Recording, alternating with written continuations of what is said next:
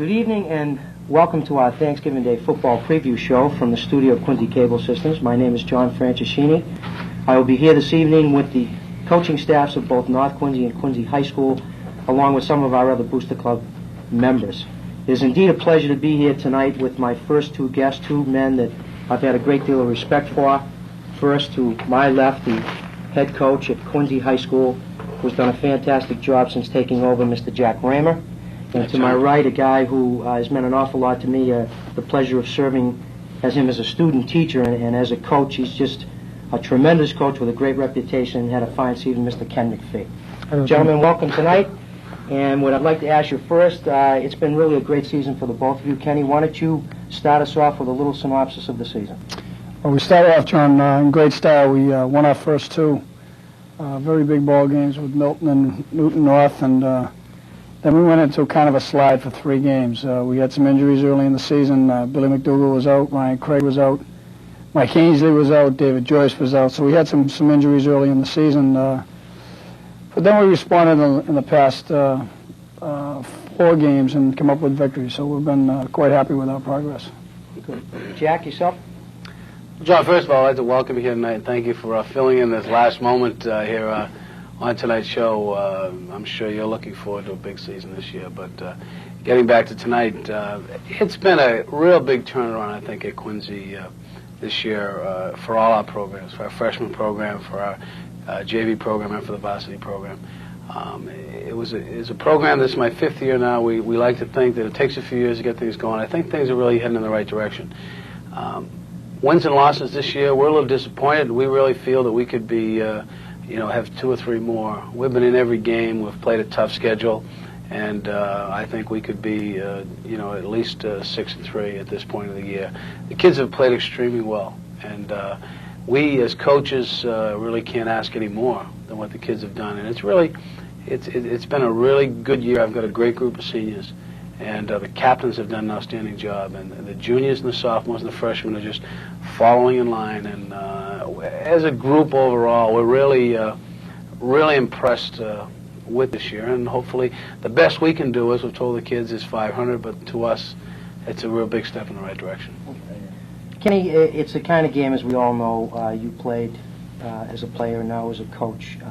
How much does this game mean to a football player at North Quincy High School? Boy, to both sides. We try to, you're right, I have been a player in this game. I played in 3 of these, and I've coached in a lot of them. It's just something that you can always look back at. I was fortunate in my senior year to win the game, but there are times that you look back at it, and it's something that no one can take that memory away. It's probably the biggest thing that any football player in North Quincy or Quincy can be involved in. It's a great spectacular. There's a lot of hype. There's a lot of feelings on both ends of the city, and it's bragging rights. Last year no one got the bragging rights. I think Quincy did a nice job coming back and tying us with 1 second left in the game. So they pretty much had that little edge on us last year, and it's just a game that forever, Thanksgiving time, no matter where you are, you think about this particular game. Jack, this is the longest break you have in between games. Is that a problem for a coach in keeping these kids up for the 10 games instead of the short period of time before you play North? I think Kenny will agree, John. I think we break our season down into 2 seasons. We go through the regular schedule where we play our other teams, and then after last week, you regroup and you go into a very special season with the hoopla that goes with the game. And I think the kids realize that. They break it down the same way. The game itself is just a unique, a unique game. You can't say anything different. We had a lot of kids last year that played as juniors. These seniors that will be coming together next Thursday, you don't really appreciate it until you're a senior. You can play in it as a junior, as Kenny did, but your senior year is the main year, and it's just a great something, like Kenny says, it's something they will remember for the rest of their lives, and this is just something that I know our seniors, this has been incredible. You can't compare it with no matter what team you play during the year. I mean, you can't compare it at all. And you'll see the kids, we had 8 of these, 4 captains from each side having breaking bread together at a Kiwanis banquet. And I'll tell you, you can see it in their eyes. I mean, they're cordial to each other, but you can just see the tradition that these seniors are picking up. It's all going to come to a peak on Thursday. Kenny, you've had some great individual talent has been displayed, Ryan Craig and Billy McDougall. Who are some of the other guys that names you'd have to mention going into this game? Absolutely, John. We have some 3 young men that have started since they were freshmen. Mike Ainsley was a middle linebacker as a freshman, who has had 3 outstanding seasons. I can't say enough about this young man. He's, I think, one of the best linebackers in the state of Massachusetts. Billy McDougall, as a wide receiver for the last 3 years, has been on the Suburban League All-Star, and we moved him to quarterback this year, and he made the switch without hesitation. Really, he could have stayed at the wide receiver and had a great year, but he chose to do what we asked him to do, and that was an unselfish move on his part. Ryan Craig, unbelievable. Now, what can you say? He's gained over 3,000 yards in 3 years and still a game to go. David Joyce, our other captain, came to us as a sophomore from Dorchester and has become one of the better offensive linemen in the Suburban League. Sean Glennon, our offensive center and outside linebacker, Sean Bowman McDonough. I could go on and on. Timmy Bakers has had an outstanding season. Jeff Sullivan, a kid that last year as a JV got hurt. This year has come on as a nose guard, and he's only 155 pounds, but I defy anyone to block him. He's just a fire plug. He's just a great little player. And I could go on and on. We have a great group of seniors. They've gelled very well. They've kept us as a cohesive unit. They've brought the sophomores and juniors along with them and have created a real good atmosphere for this football team. Well, before I go to you, Jack, I think we're going to go to a tape, and if they would roll the tape, I believe this is of North Quincy, and I'd like Kenny to comment on the tape. If we're ready, guys.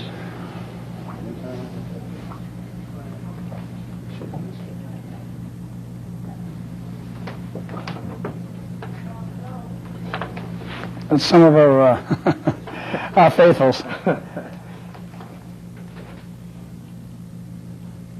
This is against Newton North, I believe, isn't it?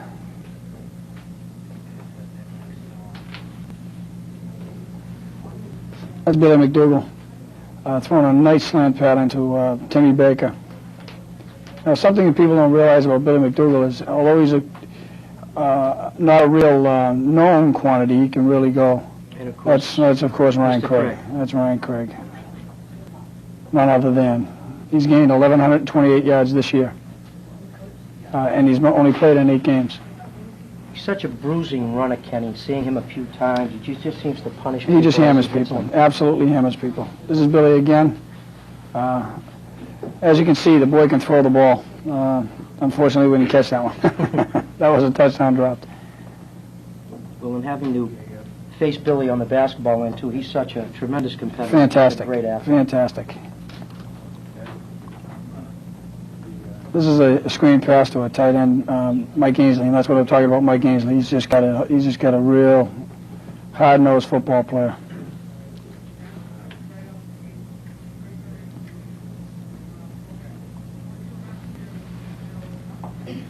You on the defense. There we go. That's Billy McDougall making a nice play. Kenny, we had talked earlier about your line. You've got to be very happy with Very that happy. play. Absolutely. That's Ryan Craig again. Absolutely, we're very happy with the way they played. We were really decimated by senior graduation last year, and they just came on and just did a nice job. They've progressed every game. This is against Silver Lake. This is one of the better football teams, I think, in the area. This kid Salvaggi is a great player. That's a nice hit by Keith Gott. They really did a yeoman's duty. That's a nice job by Jeff Sullivan. Still Silver Lake here. That's Danny Gilmartin. Danny's another young man that we expect big things from. He's only a junior.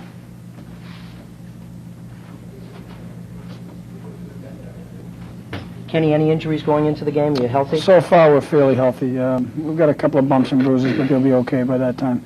That's Ryan Craig again. You know, that's what Ryan gives you. You know, I mean, he's got some breakaway speed. He's 6'2", 215 pounds. He runs a 10-400. People don't realize how quick he really is. Well, I think if you see him in person, and I hope that a lot of people get there on Thursday, I think you're going to appreciate his talents. That's Dave Hutchins, by the way. He's got a 40-yard field goal to his credit this year. And that's Alex Mallacy, Jr. I believe Jeff Sullivan was involved in that tackle also.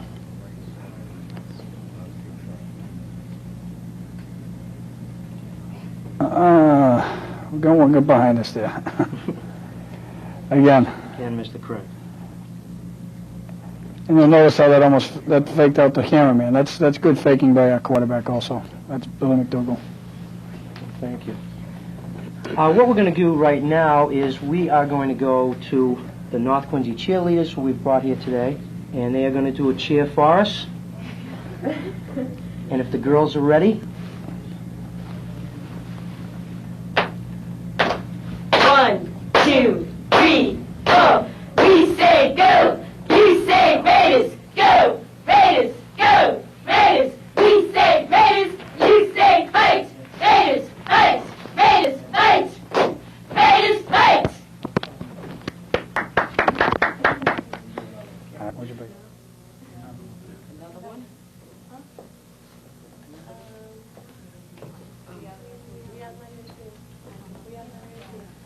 I think we caught the girls off guard. Another one? We are the mighty Raider team. We're gonna rock this town like you've never seen. R-O-R-O-C-K, rock, let's go. R-O-R-O-C-K, rock, let's go. We are the mighty Raider team. We're gonna rock this town like you've never seen. R-O-R-O-C-K, rock, let's go. R-O-R-O-C-K, rock, let's go. Okay, thank you very much, girls. Here with us right now is Miss Nancy Peduzzi, and may I say first before I turn it over to Nancy, you know, this is an area from both schools, and I know at North Quincy and Quincy especially, these girls put in a great deal of very hard work, and I think you ought to be congratulated as well as the girls because they do an outstanding job. And what I would like you to do right now, if you would, is if, first of all, if you would introduce the girls to us. I think... Captains, just step aside. Captains, I'm going to ask to step to the side because we'd like to introduce the girls if we could first. So, Nancy, I'm going to turn it over to May I you. say their names? Or Yes, what they please. were? We have Colleen Zafanti on the first, Carolyn Jones, she's a senior, Jane Mendelari, she's a senior, Captain Shem Stroop, she's a senior, Kara Fletcher, a senior, Tracy Wright, a senior, Joanne Costello, a senior, Kerry Lynch, and Beth Roberts, a senior. They're not all here tonight. Nancy, why don't you just give us a little background? How many times a week do the girls meet, and how Every much day does they this have game mean practice. to you guys? This game means a lot to us. Every day they practice very, very hard. And we have two competitions coming up. Next Saturday, November 26th, it's in Webster, Mass. And it's called the Canadian American Challenge, and the winner goes to Canada for the finals. And then we have one December 17th at Emmanuel College, and that's the Nationals. If we win there, we go to Florida, and they're going to win. No, they are. They practice really hard, and they deserve everything that comes to them. We need our support. Kenny, when I ask you, I know they do a great job. For anything you'd like to say to the girls? I'll tell you, you know, I've had nothing but praise for these young ladies. They practice as hard as we do. Anything we ask them to do, they do.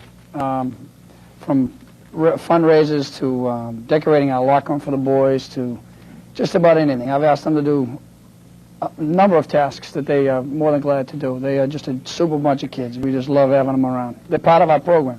As big a part of our program as our football team is. And I'll tell you, I don't know how they are on the other end of the city, but this young lady here deserves a lot of credit. She is the best I've ever seen at it. She's just so dedicated that it's unbelievable, and we really appreciate having her around. Great. There's a rally coming up. Yep. I imagine. Could you tell us when it is? And It's Wednesday, and when did it? We're all ready for it. Well, I thank you very much for coming down, and girls, I thank you. At this time, what we would like to do is I'm going to ask Coach Ken McPhee to introduce his captains who are here with us in the studio. So, Ken, I'm going to turn it over to you. Okay, the first young man to our left, number 14, is Billy McDougall. He's our quarterback, defensive back. As I said before, Billy has scored 4 touchdowns in his own right. He's thrown for 2 or 3.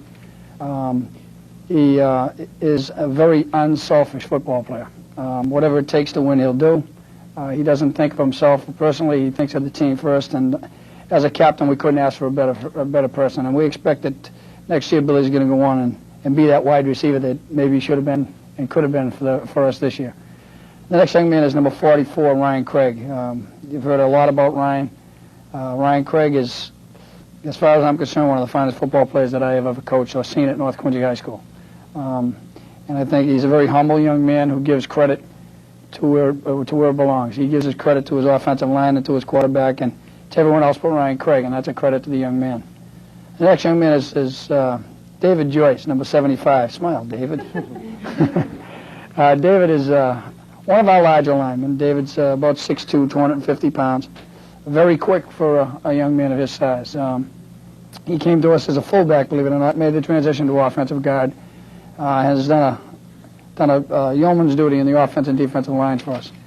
And last but certainly not least, this young man goes without the praise that I think he deserves. We could put Mike Ainsley at offensive guard, at center, at fullback, at any position that you really wanted to put him at. We use a term as junkyard dog, and that's him. The tougher the game, the more he likes it. The more physical the game, the more he likes it. He makes our offensive line so much better because of the way he blocks people. He has a fine pair of hands. He's made a couple of different occasions. He's caught 6 or 7 balls in a ball game. And defensively, they may run there once, but they learn quick they better be ready for a hit because he's a very physical football player.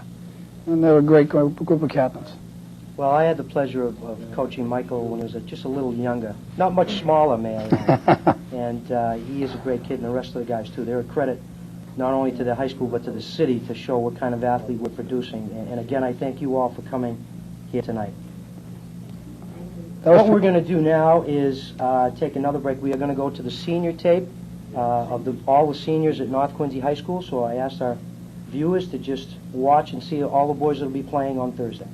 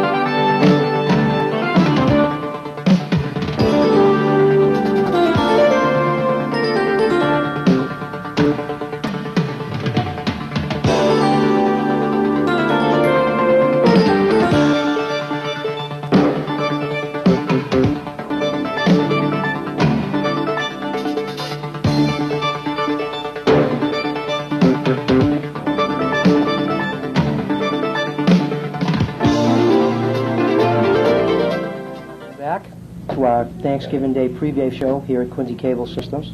Now with us here at the studio are 2 members of Coach McPhee's staff. I'm going to ask Kenny to introduce them and also mention the members that are not here with us. Okay, to my far right is Chris Dexter Dolan. Chris has been around North Quincy for as long as I can remember. Chris was one of those field kids that used to come down, and when I was a defensive coordinator, he knew our defensive signals before the defensive captains did.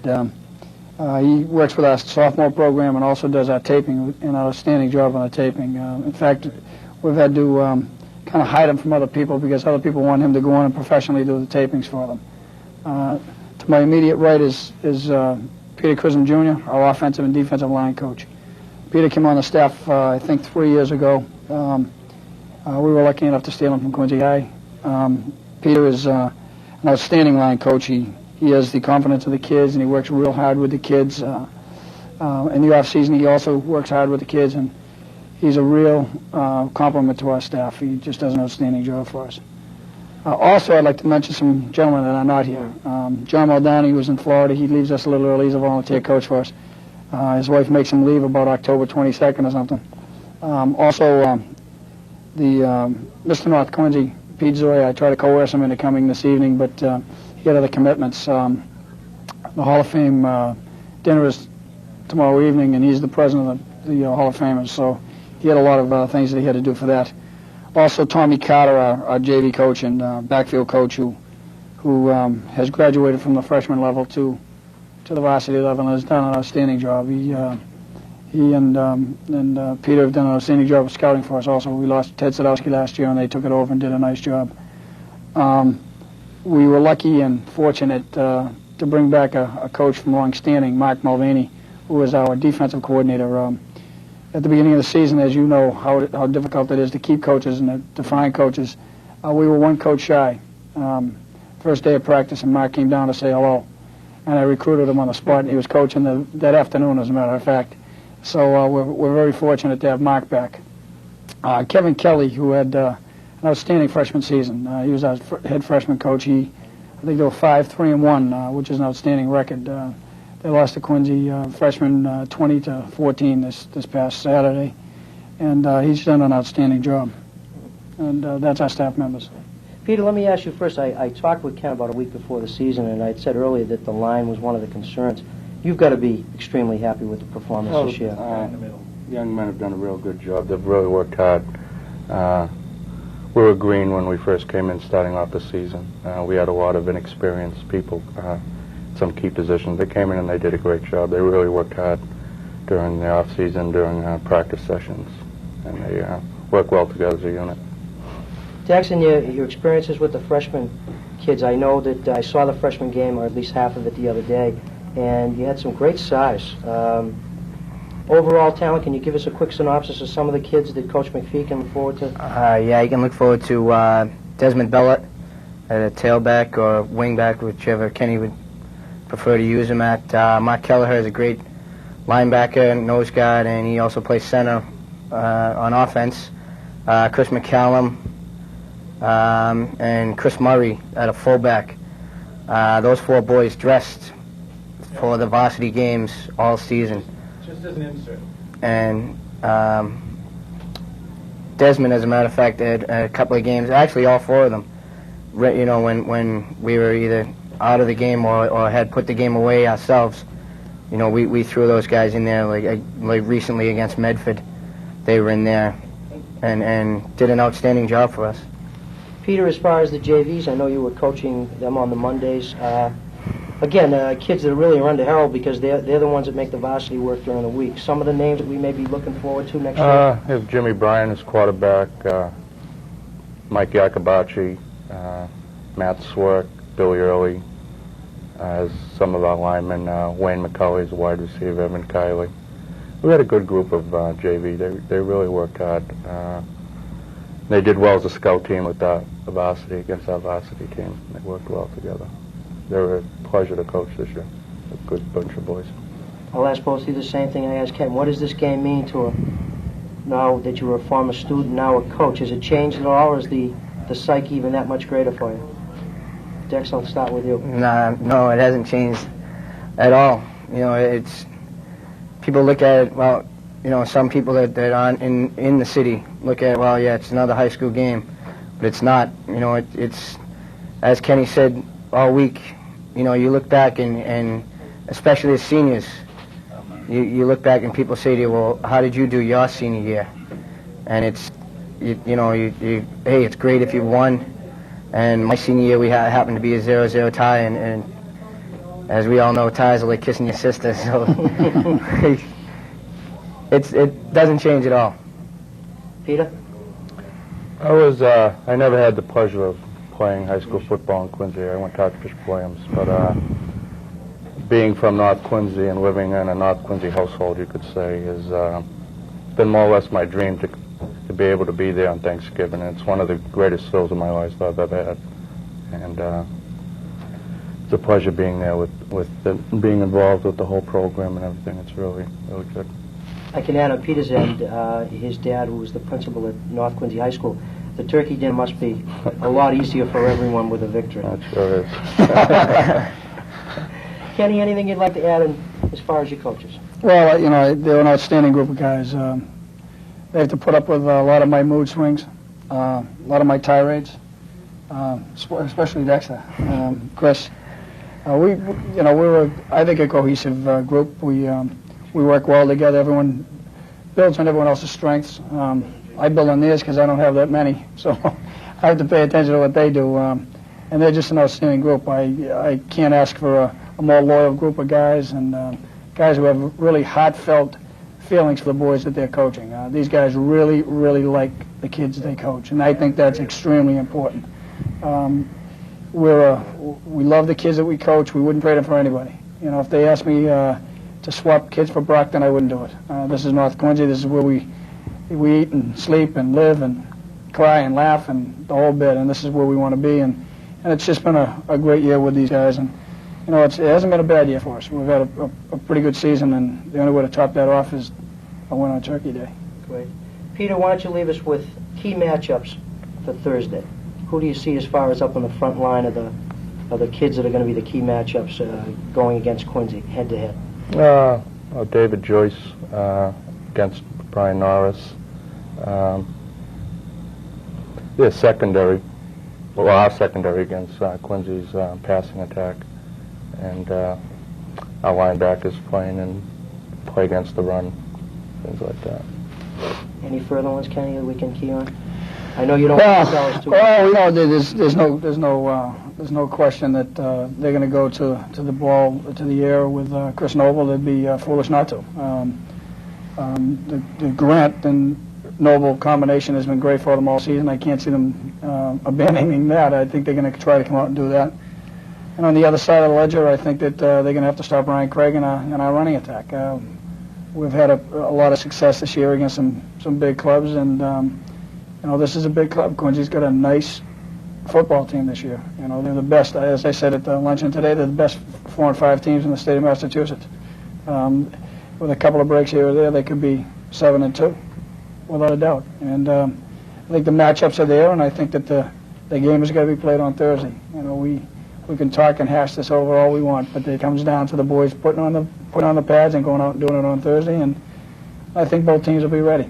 And if they're not, then they don't belong there. Well, I'd like to thank Peter and Dex for coming here with us tonight. Thank you.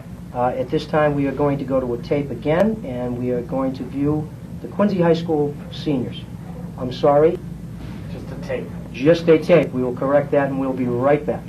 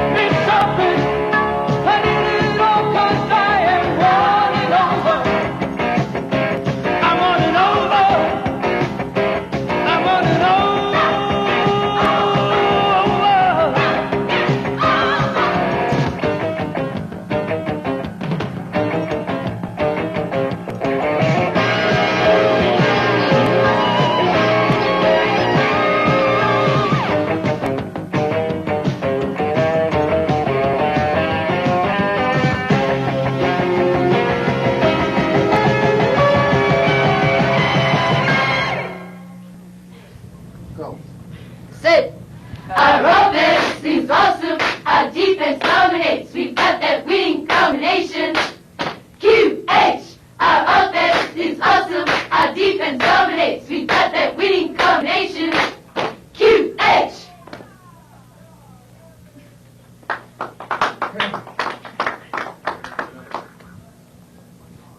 Sit. We're rough. We're tough. We know we can't be stopped because we got power. Yeah, presence power. Go, go. We're rough. We're tough.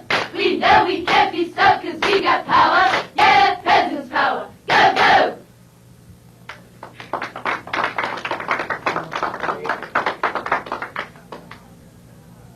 And welcome back to our Thanksgiving Day special. You have just heard the Quincy High School cheerleaders, and what I would like to do before we get to the Quincy High School coaches is have Captain Don Hartnett introduce the girls to you.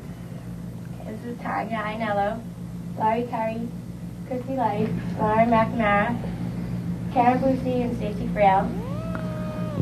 Dia DeSantis, Roberta DeTulio, Beth Wexler, Erica Lemos, Jen Petnelli, and Jen Mullen. Thank you, girls. Now with us here at the studio, I have Coach Raymer back with us, and we have the coaching staff from Quincy High School. Before we get into a discussion, I'm going to have Jack, if you just introduce the guys, and then we'll get to your captains. So, First of all, John, I'd like to thank the cheerleaders while they're here. I think, as Kenny said, Deputy Christopher and these girls do an outstanding job, and we're very proud of what they've done, and I think they deserve a great... I know the players appreciate it, the coaches do, but they just do an outstanding job. And like Ken said, they work as hard as the players do, and they just did a great job. So we'd like to thank the girls at this time because they do an outstanding job. And Deputy Christopher, they just do an outstanding job. Thank you, girls. We're going to do the... yeah, I think before we go into the coaches, what we'll do, we have the 4 Quincy captains with us, so Jack, I'll ask you to introduce them to us. Okay, starting over to our right is a boy who's been a 2-year starter for us, number 77. Brian is a kid that has not come off the field in 2 years. Basically, we try to give him a break on a kickoff return or something like that. Brian has had an outstanding 2 years for us, and we expect him to go on and do some great things when he goes on to school next year, and that's our first captain, Brian Norris, tackle, offensive, defensive tackle. The next young man is you talk about the tough kid. Every team has them. Scott O'Brien is one of the toughest kids that I've been associated with. He's maybe 5'10", will be somewhere around there, maybe a little under that. But I'll tell you, as far as height and toughness go, this kid is he'll play with the best of them. And you'll hear helmets cracking out there Thursday. You know he's around to play. That's Scott O'Brien, number 25. Done a great job for us. The next boy has again been a 2-year starter for us on defense. He played cornerback last year. We moved him to inside linebacker. Todd is a great athlete. He's also captain of the wrestling team, as is Scott O'Brien, I might mention. But he's an outstanding wrestler and has had a great year for us this year at inside linebacker. And again, leading the team in tackles. Just done a great job for us, Todd Kimmel, number 27. And the next boy is a boy that has had just an outstanding 2-year career here at Quincy High for us. Right now he's the leading passer in Massachusetts with 19 touchdown passes. He has done everything that we could ask of anybody in the last 2 years here at Quincy High School. There's been a lot of pressure on him, but he's handled the pressure very well. What he does, he's a team player, as are all the captains. Statistics don't mean a lot to these 4 guys, and I'm sure Chris feels the same way. We're the ones who keep the statistics going. But he has just done an outstanding job for us. He is indeed one of the most outstanding quarterbacks that I've ever been around. And we're going to hear a lot of good things from him in the future. And that's our 4th captain, number 9, Chris Noble. So these captains have done an outstanding job. As I said before, John, the turnaround we're seeing at Quincy High School is led by these 4 guys. And hopefully as things improve and, records and wins and losses and the program improves, we can look back to the, all the kids that have been there under our time. But, I think this group here really has led with great example. And I'm proud of these 4 captains. They've done an outstanding job. And all of them, I'm sure, will be going on next year and doing good things, representing Quincy, their parents, their families, and Quincy High School. So they've done an outstanding job. Thank you, Coach. And I see these young men and these young women every day. In fact, I had the pleasure of babysitting the cheerleaders today till 4:30. And may I say to everyone that the rally will be fantastic from what I saw. Gentlemen and ladies, thank you very much for coming here this evening. And now what I would like is Coach Rangel, please, if you'd introduce the staff that's come with you tonight. I sure will. I'd like to, first of all, there are a couple of members that weren't able to make it tonight, John, and basically Earl Metzler, our freshman coach, and Kevin Winters, his assistant, weren't able to be here tonight. Our freshman program this year had ended up the season 8-1, had an outstanding season. That's why we're so encouraged by the turnaround. And also Steve Spencer, who works with our defensive back as a volunteer coach, wasn't able to be here. But I'd like to get them some recognition. Over next to you, John, is a gentleman who's been with us for 3 years. This is his third year with us. He came by way of the Quincy Youth Football. And when I took over as the head coach, I wanted to get involved as best we could. And Bob had been for 12 years, he might tell you, working with the Quincy Elks up in West Quincy. And his son, you might know, Chris, is a quarterback. But Bobby has done an outstanding job with the offensive backs for the last 3 years, and we're happy to have Bob Noble with us right here. The next gentleman retired for a year or two, but has been around Quincy for a long time, has been with us his second year now, and just done an outstanding job with our offensive line. I think we've seen the improvement of these kids, and it comes from, you know, we're all relatively young coaches, but Sully's kind of the senior guy. And he's just, he brings experience, and he brings just what you have to have with these young offensive linemen. And the turnaround since John has been here has been really great. And it's John Sullivan, our offensive and defensive line coach. And the next gentleman has been with me for his third year now also, and he's our defensive coordinator.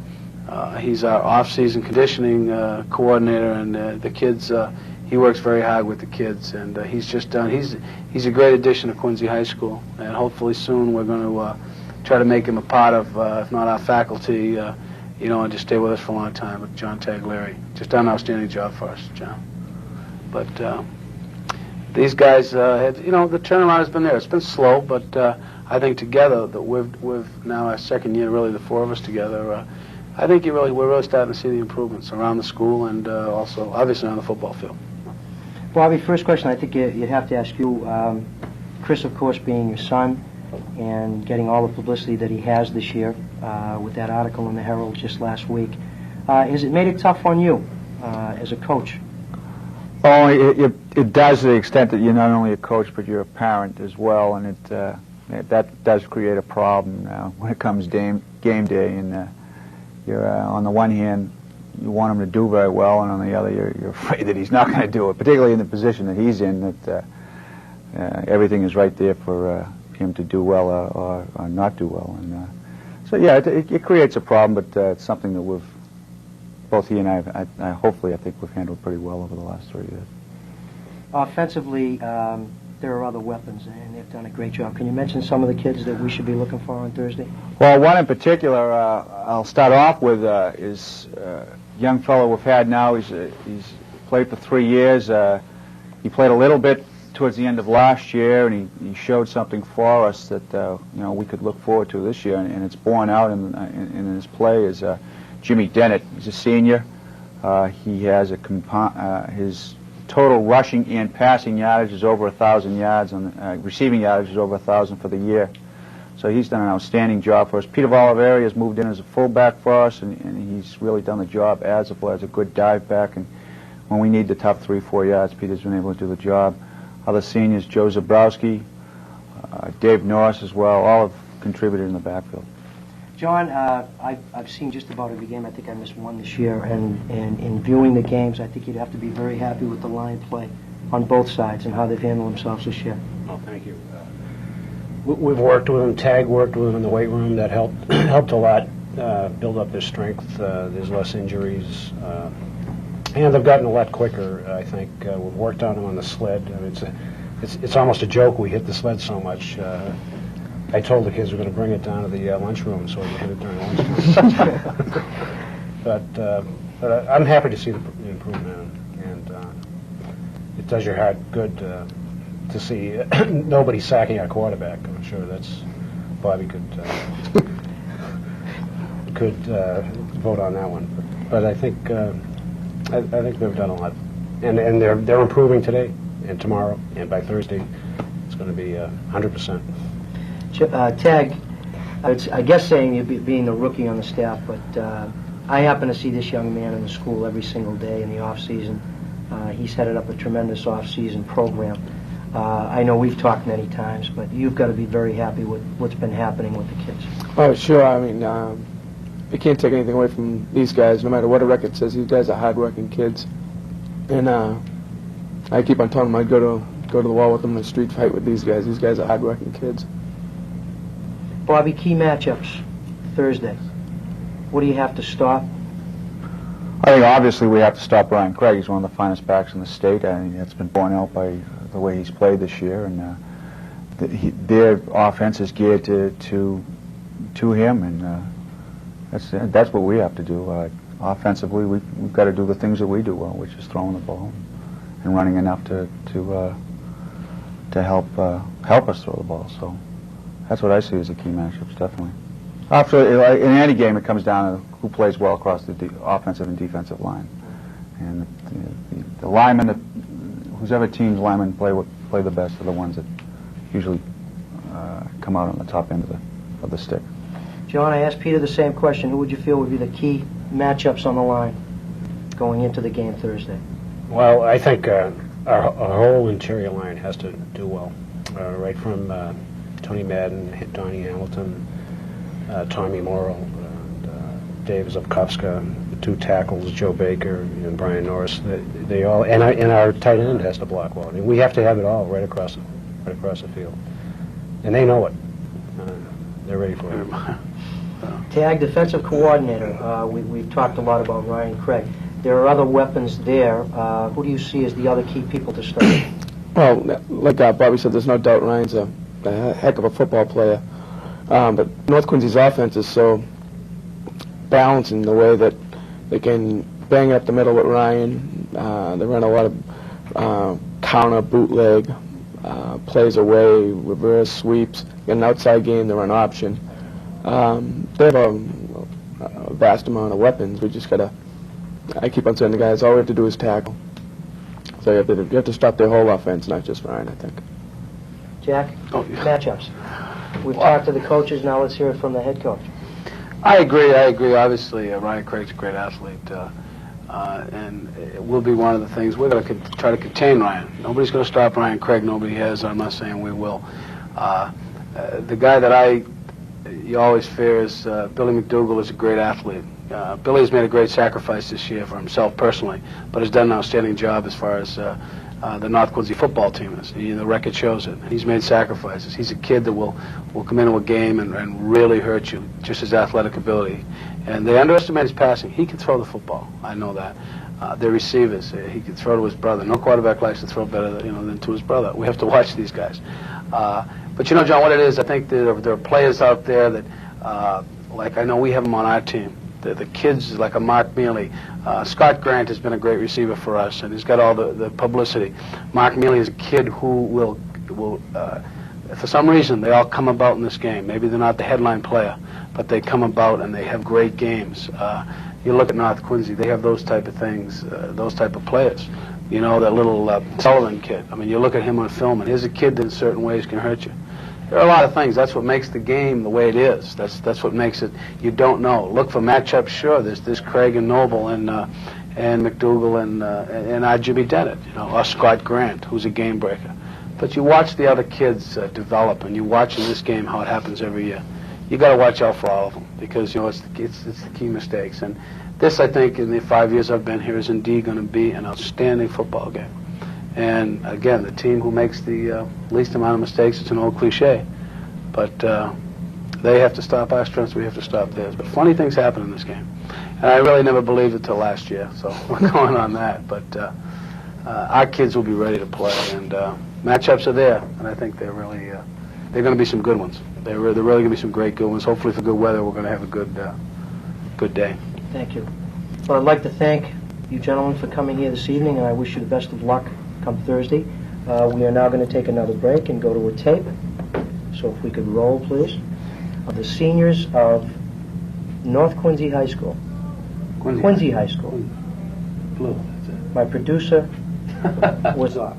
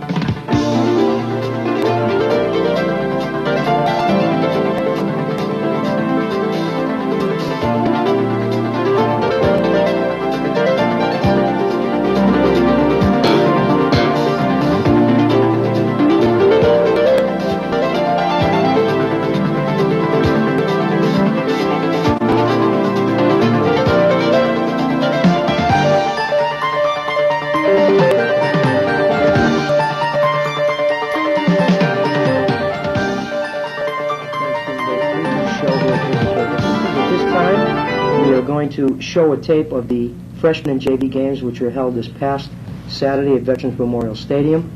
If we roll tape, I'll have Coach Raymer and Coach McPhee comment as the tapes go through. What are you going to do?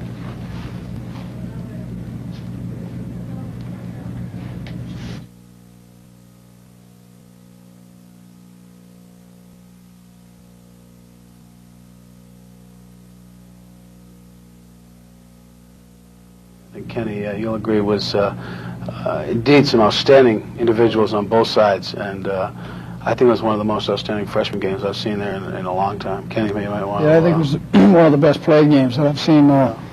Both teams had outstanding players on both sides of the line of scrimmage. It was a well-played game. Fortunately, as Jack just mentioned, the caliber of the athlete that we're getting on that level is becoming a little bit better and better every single year. So. Okay, we're all set, John. I think we're going to watch the tape. Okay, I think we're going to go to the tape. Freshman and game JV first. game of this past Saturday. Kenny, maybe you can pick up your guys. You can see a little better. I can't. That's the North Quincy freshman football Better get team. a close on that. Oh, This is the freshman game. Yeah. That's you guys on offense. I think we had an interception here early. This is Jason Anderson. He's someone on That's Mark Kelleher. When number 15, the quarterback Gary Collins, scored on a 4th and 1 play. The extra 2 points were stopped. On North Quincy's next possession, number 92, Daggett, recovered a North Quincy fumble. Quincy used a double reverse, and Anderson ran to the 1-yard line before Peter Alvateri ran it in to give Quincy a 13-0 lead at half after the extra point by Collins. Quincy received the ball to start the second half.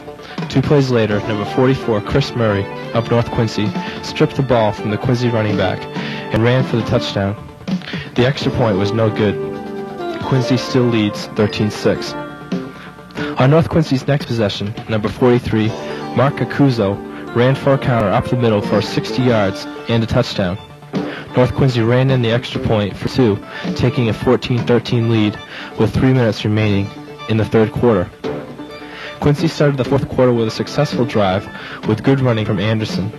This set up a 9-yard pass from Collins, which gave Quincy the lead and eventually the win. The 2 points after were good, giving Quincy a 21-14 lead. North Quincy failed to put first downs together, and Quincy ran out the clock by keeping the ball on the ground and eventually winning the game 21-14.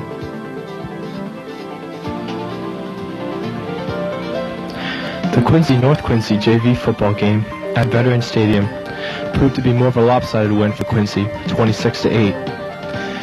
To start the game, Quincy received the kick, but punted after losing the ball on downs. Quincy's next possession proved successful after a beautiful pass from quarterback number 14, Flavin, to 86 on a fly pattern for a touchdown. North Quincy scored at the beginning of the second half and converted the 2-point extra point to take the lead 8-6. Quincy then took control, scoring 2 touchdowns on the running of Bogan to take a 20-8 lead. North Quincy failed to score because of good defensive pressure by Quincy. The Presidents scored just before the end of the game on a good run by Bogan out of the backfield. This score went up to 26-8. This day was dominated by Quincy and gave the enthusiastic fans good football and lots to cheer about.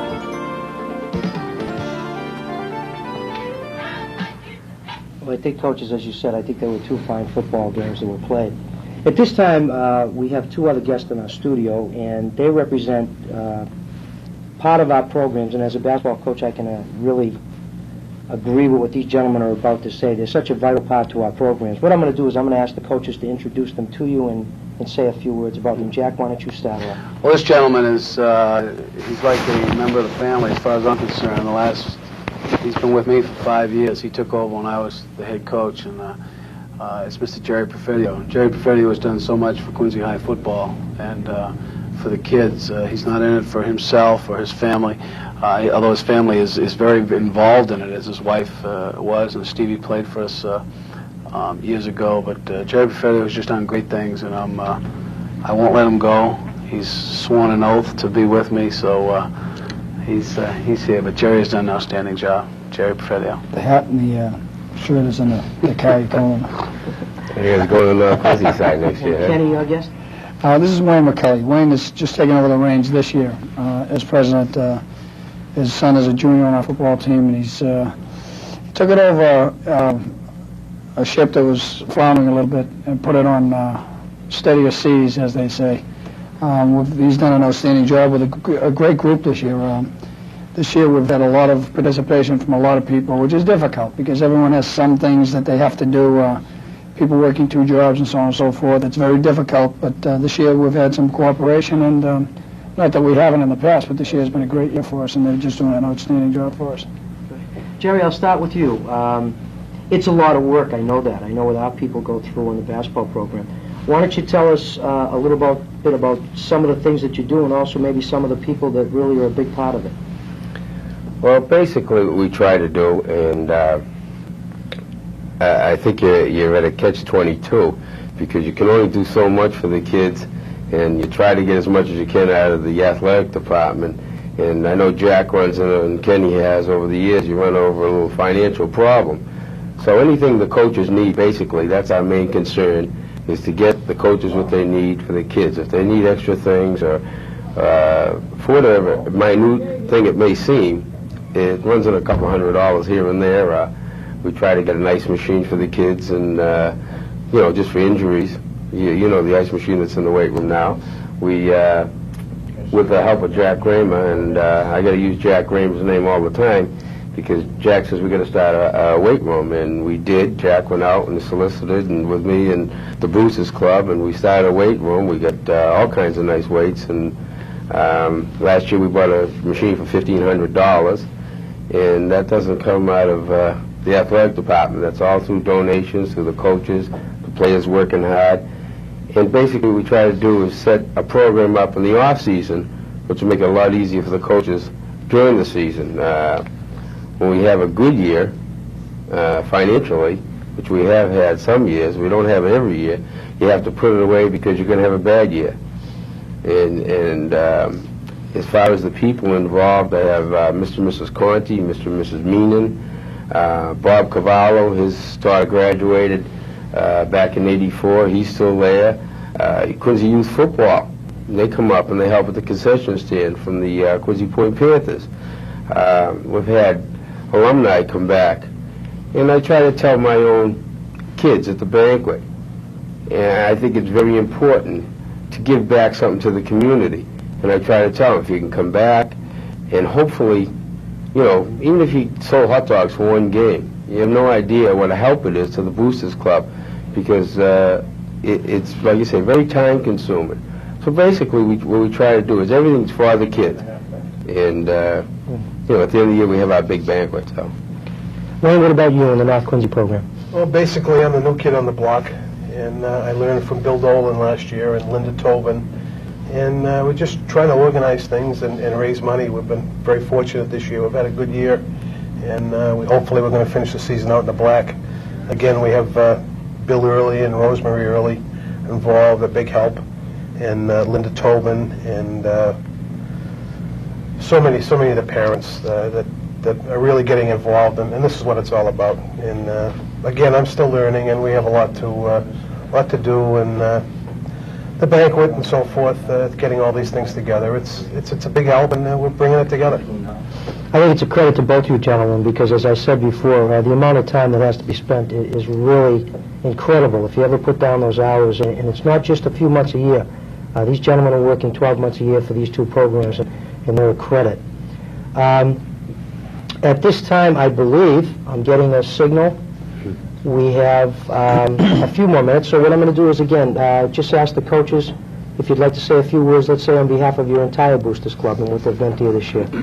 Well, just in closing, John, like I said, things are getting better at the high school. I think Kenny and I will agree that Marty and the athletic department, and through Dr. Ritchie, I think that equipment-wise, things are really starting to turn around a little bit, you know, so we're happy there. But to have the Parents Club, you know, from Quincy's point of view, it really makes it so much better. I mean, in a way, you like to say that, you know, they spoil us, which they do, but we work well together, and it's a great compliment to Jerry and the Contis and the Meanans that have stayed with it. And as much as they say that they're going to leave, they will never leave, because they won't let them leave. They'll still in some way be part of it, I know, from Quincy. But I don't know if this is my wrap-up, but we're going to come back to the game. I'll let Kenny mention the Parents Club, and then we'll... Okay, Kenny, I'll turn it to you. I have to echo all of those comments. The Boosters Club, I go to them I try not to go to them a lot, but when I do go to them, they're always there for us. It's a thankless job. You know, the kids have grown to expect things that they've gone out and done, and you know, we have to give credit to the kids because they're part of the fundraisers. They do a great job, and the parents, Bill Dolan is still with us. Bill Dolan's a past president. He was there for 2 years, and he's a past president, but he still comes back and helps out. And that's what it's all about. It's like Jerry said, you have to have that group that's willing to come back year after year after year when they still don't have kids involved in the program. And I just can't say enough about them. They're a great group. That's super. Great to work with. Jack, I'm just going to give you very quickly a quick wrap Thursday. 20 seconds. I'll give each coach. I think what you're going to see is a great game. I've got a great group of kids. I know Kenny McPhee has a great group of kids. I've got a great group of coaches. The spirit at Quincy High School is there. We will be there. I think the people in Quincy really are in for a treat this year. And I think you're going to see some outstanding individual talent. And as I said before, you will see the people on that football field rise above and play better football than they ever have in their lives. And I think I myself am looking forward more to this game than anything else. Thank you, Kenny. Jackie is just, he always steals my thunder, you know. It's amazing how he defends. But it's true, you know, this is a game that, probably the most evenly matched game that I've seen in the past 4 or 5 years. It's a real even contest that both teams are out there to win, and they're going to go out there and do the best that they can. And hey, it's a kids' game. They're having a great time at it. Enjoy it, and please, people come out and support it because it's it's the best show in town. It really is the best show in town. Just come out and enjoy it with us. Well, thank you, Coach Ken McPhee, Coach Jack Raymer, and to all our guests. And to you there, I hope that we see everyone Thursday. It should be a great football game, and I hope to see you there. Good night.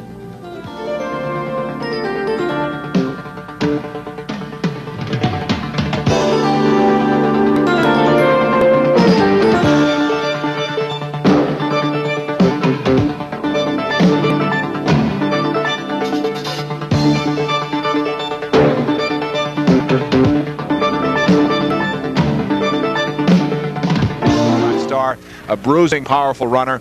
those are the keys for both offenses. Both defenses should have their hands pretty full, Charlie, trying to contain those two kids. Very definitely, but as we said in the pregame show, and we said in our comments with Roy on the second cup of coffee, you never know when it might be the youngster, the 11th kid on the special teams that happens to recover a fumble on a kickoff and happens to run it in, and that might be the only score. So Noble and Craig, of course, are the big names for Quincy and North Quincy, respectively, but it might be somebody else. You never know right, in Charles. this game, and you can take all the cliches about throwing the record book out and all that, but this is going to be an even game. It's going to come down to different factors. Can North Quincy's offensive line do the job for Ryan Craig, give him the holes? Can they play ball control? Can they keep the ball away from Quincy? For Quincy, Chris Noble is going to have to hit his receivers, Scott Grant and Mark Mealy. He's going to have to work well with them. North Quincy's also going to have to contain them. The defensive line, the linebackers, are going to have to cut the corners off and keep Chris Noble from taking plays where his receivers are covered and gaining some yardage from them. Those are the keys. Whoever is able to stay in their game and do the things that they need to do better certainly will win, but breaks can mean an awful lot. One team could have far more yards gained than the other, but if the other team gets the breaks, then they'll come away. Both teams are anxious for victory. North Quincy felt they lost last year, even though it was a 14-14 tie. They said that, well, they were the rated team. They were the better team. Quincy was 0-9. Quincy with a dramatic tie last year, 14-14. They went 0-9-1. So, as I said again in the pregame show, it was much like Harvard and Yale in 1968 when Harvard, as the Harvard Crimson said, Harvard beats Yale 29-29. Yeah. That was the situation last year for Quincy. For North Quincy, they want this game very, very badly. Quincy certainly wants it as well, but North Quincy maybe with a little bit more revenge on their side, but that's not going to count for a nickel at this point. They're just going to go out and they're going to play hard-nosed football. We're going to watch the two great football players, some fine receivers for both squads. Tim Baker and Kevin McDougal are underrated receivers for North Quincy. As we said, Grant and Mealy for Quincy, and some good defensive players as well. Hanley, Brian Norris, Tom Morrill on the defensive wall for Quincy. They're going to have to contain, not stop, contain Ryan Craig. As Coach Raymer said in the pregame, they are not going to stop Ryan Craig cold. He's going to get some yardage. He's going to do some things, but they just want to contain him as best they can. For North Quincy, they want to stop Chris Noble from making the big play. Coach Ken McPhee said the kid on 3rd and 25 will throw a touchdown pass. He's that kind of offensive threat. So they know they have to stop Chris Noble, and North Quincy has got to have Ryan Craig play a good game. That's true, Charlie. You mentioned that both those offensive stars are the keys for both defenses, and despite the fact that they are, and they will be the focus of both defenses, they are just that talented. As we mentioned, we can't even overstate it because we've seen both of them explode. They're game breakers, and so it will be no surprise if they are big key factors in the game. But as you said, with all the attention being focused on them, it could be some of the other talent coming through. For example, Quincy's running game is developed over the last 4 games in the season. Now the kids Mike Flavin and Jim Dennett, that's Peter Jim Oliveri. Dennett, sure, and they're just the thing that can explode as North Quincy looks to stop Chris Noble on a rollout. Maybe he could, hand off, or he just a quick pass to the opposite side of the field. I mean, they look for the big play there. They could do themselves in, and the same goes for the defense of the Presidents. They're going to be focusing on Craig, and forgetting about the passing game that's developed for North Quincy. I mean, their quarterback, has got a fine arm too. Is Jim Bryan and Bill McDougal there. He's one of the finer passers I've seen here on the South Shore, and certainly the fact that Ryan Craig is such a dominant running back, you tend to forget about the rest of the talent in that backfield. And North Quincy at 6-3, as their 3 losses came in a clump, I believe, of their 3rd, 4th, and 5th games of the season. Right. So over the last half of the season, certainly they've been a powerful squad. You have two teams with streaks. North has won their last 4 in a row. Quincy has won their last 3 in a row. So both teams certainly having the momentum coming right now into this football game. We have a presentation out on the 50-yard line as the homecoming queens from Quincy, North Quincy, and the Vocational Technical School are being honored. The principals from all those schools presenting bouquets, members of the school committee, and the rest. And some of the Quincy players, the captains, Todd Kimmel, Scott O'Brien, Brian Norris, and Chris Noble are out on the field. And referee Mike Donato will be going out to the 50-yard line. Mike's standing right now at the 50 and just patiently watching. And we're awaiting the rest of the teams now. North Quincy comes out, and their captains, Bill McDougall, Dave Joyce, Mike Ainsley, and Ryan Craig are coming out. So neither team sending the rest of their squads. They're going to go out to the 50-yard line. So speaking of 50-yard line, our man down on the field will follow the teams out to the 50-yard line and bring us the coin toss. John Nicholson, happy Thanksgiving. Thank you very much, Charlie. A happy Thanksgiving to you and to Bob Riley. And referee Mike Donato has given us permission to follow him out to the middle of the field, where we will cover the toss of the coin for you. Standing down here on the field is in remarkable condition, great shape, and we expect a good game. We'll send it up to you for just a minute, Charlie, until they get set. All right, thank you very much, John. And now the North Quincy squad dressed in their white uniforms with the red numbers and the red helmets are going out. They are the home team, so they are at the near sideline, and we're waiting for Quincy to make their appearance. Now referee Mike Donato coming out, and he's sending everybody back. So apparently we're going to wait for the entire Quincy squad to come out, as Coach Jack Raymer already out in the field. The Quincy band is making their way from the south end zone. They will go to the 50-yard line. We have a color guard at midfield, and the North Quincy band will be coming from the north end zone. And we will have our national anthem. Charlie, you couldn't ask for a better day on this type of pageantry here on Thanksgiving. The colors, we got them all for United States, red, white, and blue, when you consider the colors of both teams. And in this bright, sunny day, it's just beautiful to be looking at it. Now, this kind of energy is something we only get, a special once a year on that final Thursday in November. And here come the Quincy Presidents right now out of the tunnel. They've got to go through the North Quincy Red Raiders. They bust their own hole. Oh. They're coming through. As Scott Grant. Gotta let the visitors through. Jim Dennett just nailed a couple of the North Quincy players as they went through. There was no space there, so Grant Dennett just boom said, "Give us some room here, fellows." And some of the North Quincy players were not too pleased at that. Well, that'll just give them a little incentive here, I think, especially when they have their backs turned.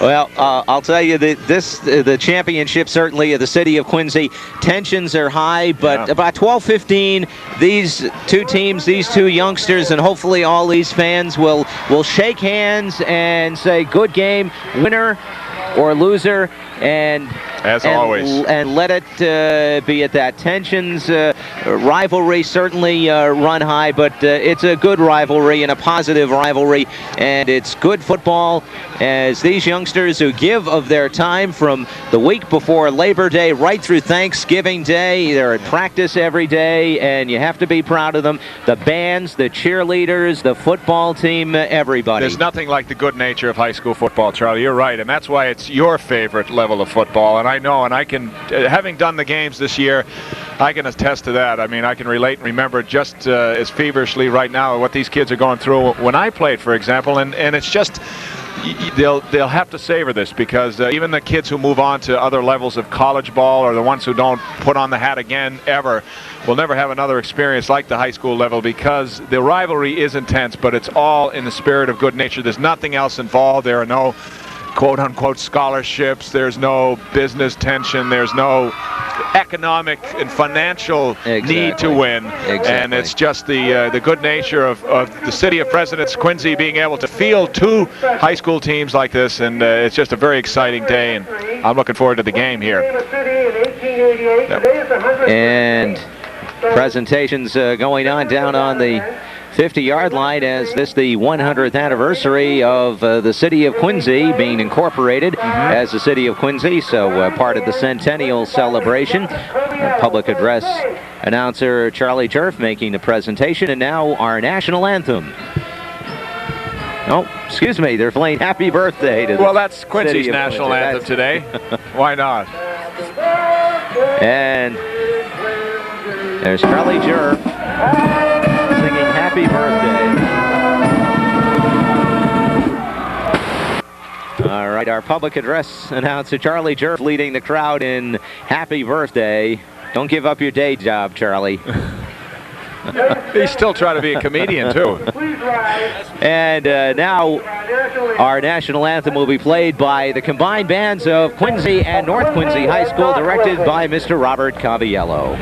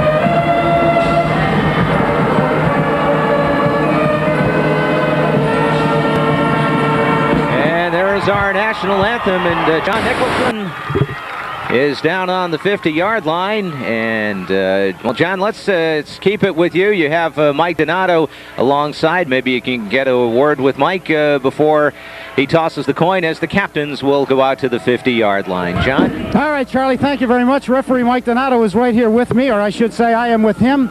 He is now calling the co-captains of both Quincy and North Quincy here to the middle of the field, where we will have the toss of the coin, and we'll just put the microphone right in front of referee Mike Donato. As the captains now shake hands, introduce themselves to each other. And you can hear the players in the background yelling. Here is referee Mike Donato. Quincy is the visitor. Who's going to make the coin toss call? Okay, call it in the air, son. That's a tail, and that's a head. Okay? If it drops, I'm going to pick it up and toss it again. Heads. Heads, he called heads. Heads, and it's a tail. North Quincy has won the toss. In the second half. North Quincy has won the toss and will defer to the second half. North Quincy has won the toss. Who will defer? Okay, it's Quincy first half choice. He'll take the football. Quincy will take the football. He can defend the goal. Okay, let's go. Turn around. Okay. North Quincy has won the toss and has... Okay. He will receive down here. And I'm going to move out of here, Charlie, because I think I'm going to be in the middle of Quincy and North Quincy and maybe get crushed. All right, John, thank you very much. Good job. He got out of the way this year. So North Quincy declining the ball, so Quincy will go on offense. They look this way. Ends are Scott Grant and Mark Mealy. They will alternate. Left tackle Joe Baker, Javes of Koska, the left guard. The centers will be Don Hamilton and Tony Madden. Tom Morrill, the right guard. Brian Norris, the right tackle. Jody Beauchamp, a transfer student, has not played too much but played well so far, will be the tight end. Chris Noble, 54% pass completion mark on the year at quarterback. Peter Oliveri, the fullback. Jim Dennett is the tailback. For North Quincy, they line up this way. Sean Glennon and Sean McDonough, the ends. Dave Joyce and Alex Mallacy are the tackles. Jeff Sullivan, the nose guard. Ryan Craig and Mike Ainsley, the linebackers. Tim Baker and Kevin McDougall at the corners. The strong safety will be Keith Gott, and Bill McDougall will be the free safety. And John Nicholson? All right, Charlie, thank you very much. We've got Coach Ken McPhee here with us, who's got an announcement to make. Ken? Yes, last night at our annual meeting with the boys, we did something that we felt was well-deserved and much overdue. We retired the number of Pete Zoyer, number 20, and Billy Curran, number 20, two of the finest running backs that have played at this school. That will be hung in our gymnasium after the game. Also, I'd like to say hello to Curly Rogers. Coach Curly Rogers, we're rooting for you, Coach, and root for us. All right, Charlie, back up to you. All right, thank you very much, John. Yes, Curly Rogers, a patient at Quincy Hospital. Understand he's listening to the game. Brian Carter brought a radio up to him, so Curly, get well soon. Kickoff coming from North Quincy. We have Mark Mealy, Jim Dennett, and Scott Grant awaiting Dave Hutchins' kick, which is short. It bounces. Dennett at the 20, up the middle of the field, 25. A hand on him and is brought down at the 30-yard line as he was hit at the 28-yard line and brought down by Chris Melchin. And it is first down for the Quincy Presidents as first red balloons and now blue balloons are being released into the atmosphere. As referee Mike Donato blows his whistle, we are underway. Happy Thanksgiving, Radio 1300, WJDA Quincy. Scott Grant is wide to the right. Mark Mealy is wing right. Backs in a split behind Chris Noble. Now Dennett goes in motion right side. Long count. Handoff to Peter Oliveri through the line. East of a 35 to the 38-yard line. Straight up goes Peter Oliveri, brought down by Ryan Craig for North Quincy. So the Presidents putting it on the ground on first down. A gain of 8. It'll be second down and 2. We're playing 11-minute quarters here at the stadium as the stands filling up. As we look out beyond to the southern artery, cars parked as far as the eye can see. Still on their way, filing in. A lot of the fans standing, though, along the walls to get a better view that way, they feel, plus the sun. Beautiful day. Second down. I formation, handoff to Dennett. Breaks one tackle, has the first down up to the 43-yard line. Mike Ainsley had a shot at him behind the line of scrimmage, but he was able to bust free from him, get over the 40, and have first down yardage to the 43-yard line. Gain of 4 on that play. First down of the football game for the Quincy Presidents. Quincy defending the goal to our right. That is the south goal here at the stadium. As the Presidents moving from right to left. Noble looks over the North Quincy defense. 6-man front, I formation, wing and receiver. Left hand off to Peter Oliveri, is fullback to the 45 and up to the 46-yard line. Now, Chris Noble has not thrown the ball so far. Ryan Craig making the stop along with Alex Mallacy for the North Quincy Red Raiders. Charlie, you called it before the game. They're staying on the ground. The Presidents firing off the ball. Brian Norris, Tom Morrell, Hamilton, Zuproska, Baker, they're all coming off that ball. Winning in the battle on the line of scrimmage. Very important to set the tone for themselves for the game. Definitely, because last year Quincy was a throw the ball all the time. They did not have the running game, and they are very impressed with the running game. They felt it's been underrated all year. Noble to pass. Quick opener over the middle, complete to Mealy at the 45 in North Quincy. And he is hit and taken down by a sea of white shirts, Mike Ainsley and Dave Joyce for North Quincy, but they give him forward progress to the 43-yard line. 10-yard pickup. It is a Quincy first down. A quick opener to Mark Mealy. 600 yards in receiving this year for Mark Mealy, the senior, and the second first down for Quincy as they break the huddle. Scott Grant this time wide right, the ball in the middle of the field, line of scrimmage, the North Quincy 43. Dennett goes in motion, just one man in the backfield, 6-man front, handoff to Oliveri, hit at the line, tries to spin forward, but gets nothing. Mike Ainsley hit him at the line. Oliveri wisely tried to spin around from that stop by Ainsley, but he was unable to get any yardage. So they give him a yard on forward progress to the 42-yard line. So second down and 9. As Quincy marches up to the ball. No wide receivers right now. Now Dennett goes in motion right side. Noble rolling out, looking to throw. Gets a block turning the corner. He's to the 40 and out of bounds at the 40-yard line is Chris Noble. North Quincy contained him very well that time. Dave Joyce over there on the coverage to help bump him out of bounds. Gain of just a couple of yards. That's one thing that Coach Ken McPhee mentioned in our pregame remarks, that last year they were afraid of Chris Noble throwing the ball, and he killed North Quincy with his foot speed, with his ability to run with the football. We saw him a couple of weeks ago do a lot of that. 6'3", 195 pounds, a good stride, a lot of speed. Great athlete. It really is. 3rd down and 7, double wide receiver left. Beauchamp, the tight end right. Noble goes into the shotgun. And now sends Oliveri in motion. He's back to pass. Looking long, rushes on, breaks away from one, throws the ball, has his man complete to Grant at the 20, 15, 10, 5, touchdown Quincy. As Chris Noble calls from the shotgun a 43-yard pass to a wide open Scott Grant at the 15-yard line.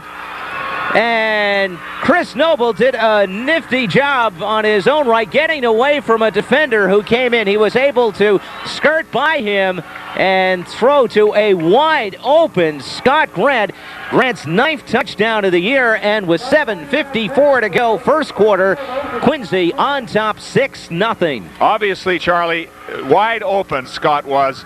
Down the left side of the field, a simple fly pattern, and it was just blown coverage. I think that when they saw that Noble was in trouble, they figured they had him sacked, and then he rolled away and found the man wide open. Noble will hold Brian Norris, straight ahead kicker, looking for the 7th point. And some movement in that line, flags down, it's blown dead. The ball is kicked through, but it's going to be blown dead, as it looked like North Quincy jumped off. They may have been drawn.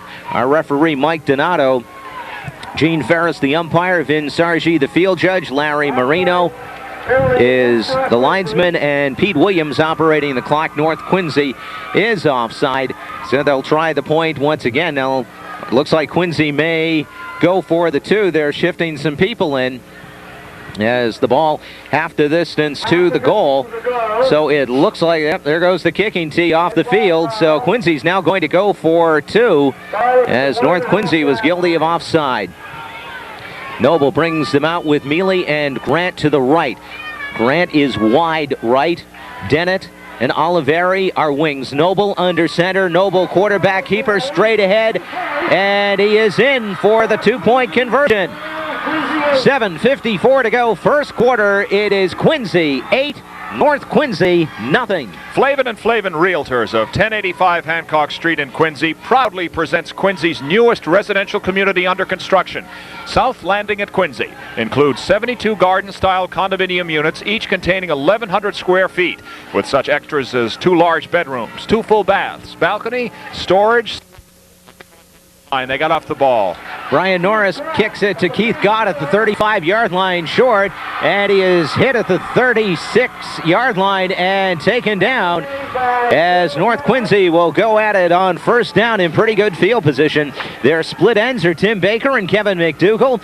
The left tackle, Alex Mallacy. Brian Mahoney, the left guard. Sean Glenn in the center. Dave Joyce, the right guard.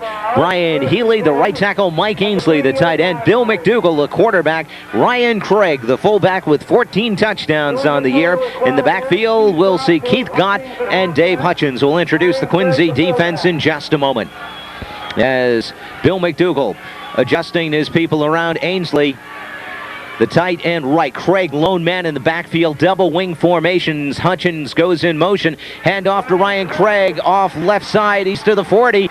Dragged out of bounds at about the 42-yard line. For Quincy, Dan Hanley and Tom Morrill, the ends. Brian Norris and Frank Iannello are the tackles. Bob Austin, the nose guard. Todd Kimmel and Dave Norris, the linebackers.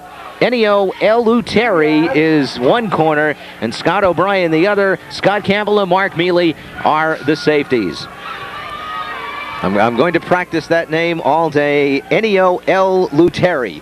Eluteri. We've been calling him something else this year, and we were told before the game.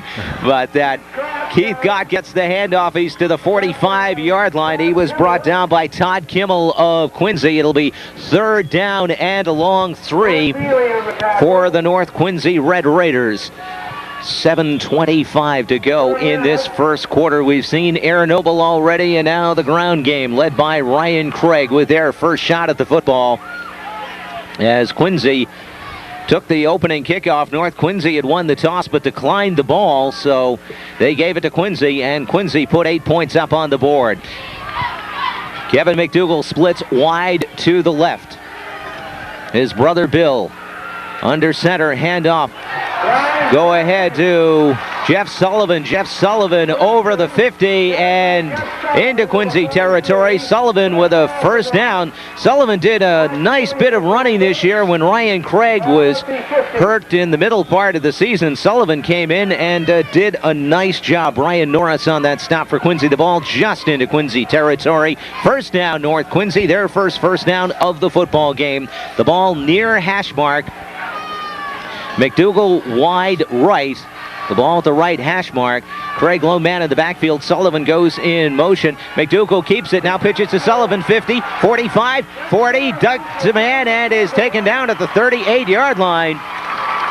As Scott Campbell rather, on the stop. 12-yard pickup. First down of the football game for the North Quincy Red Raiders. So Quincy started out the football game keeping it on the ground, and right now for North Quincy, they are not going to Ryan Craig too much, as Sullivan has carried the ball 2 times in a row. They're using his size, Charlie, sending him in as a fullback. He's doing a lot of blocking in there right now. First down and 10, and a handoff to Ryan Craig. He's to the 35-yard line, and he gets about 3 yards. Brian Norris on the stop for Quincy, along with Frank Iannello. And it'll be second down. They spot the ball at the Quincy 35-yard line.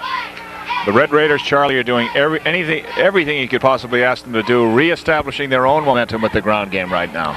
Definitely, as McDougal with the double wing formation, Hutchins and Gott, Baker wide right. And now Gott goes in motion, play action fake. McDougal looking to throw. The left-hander throws it down. Has Ainsley complete at the 10, 5, touchdown North Quincy. As Mike Ainsley hauls in a 35-yard touchdown pass.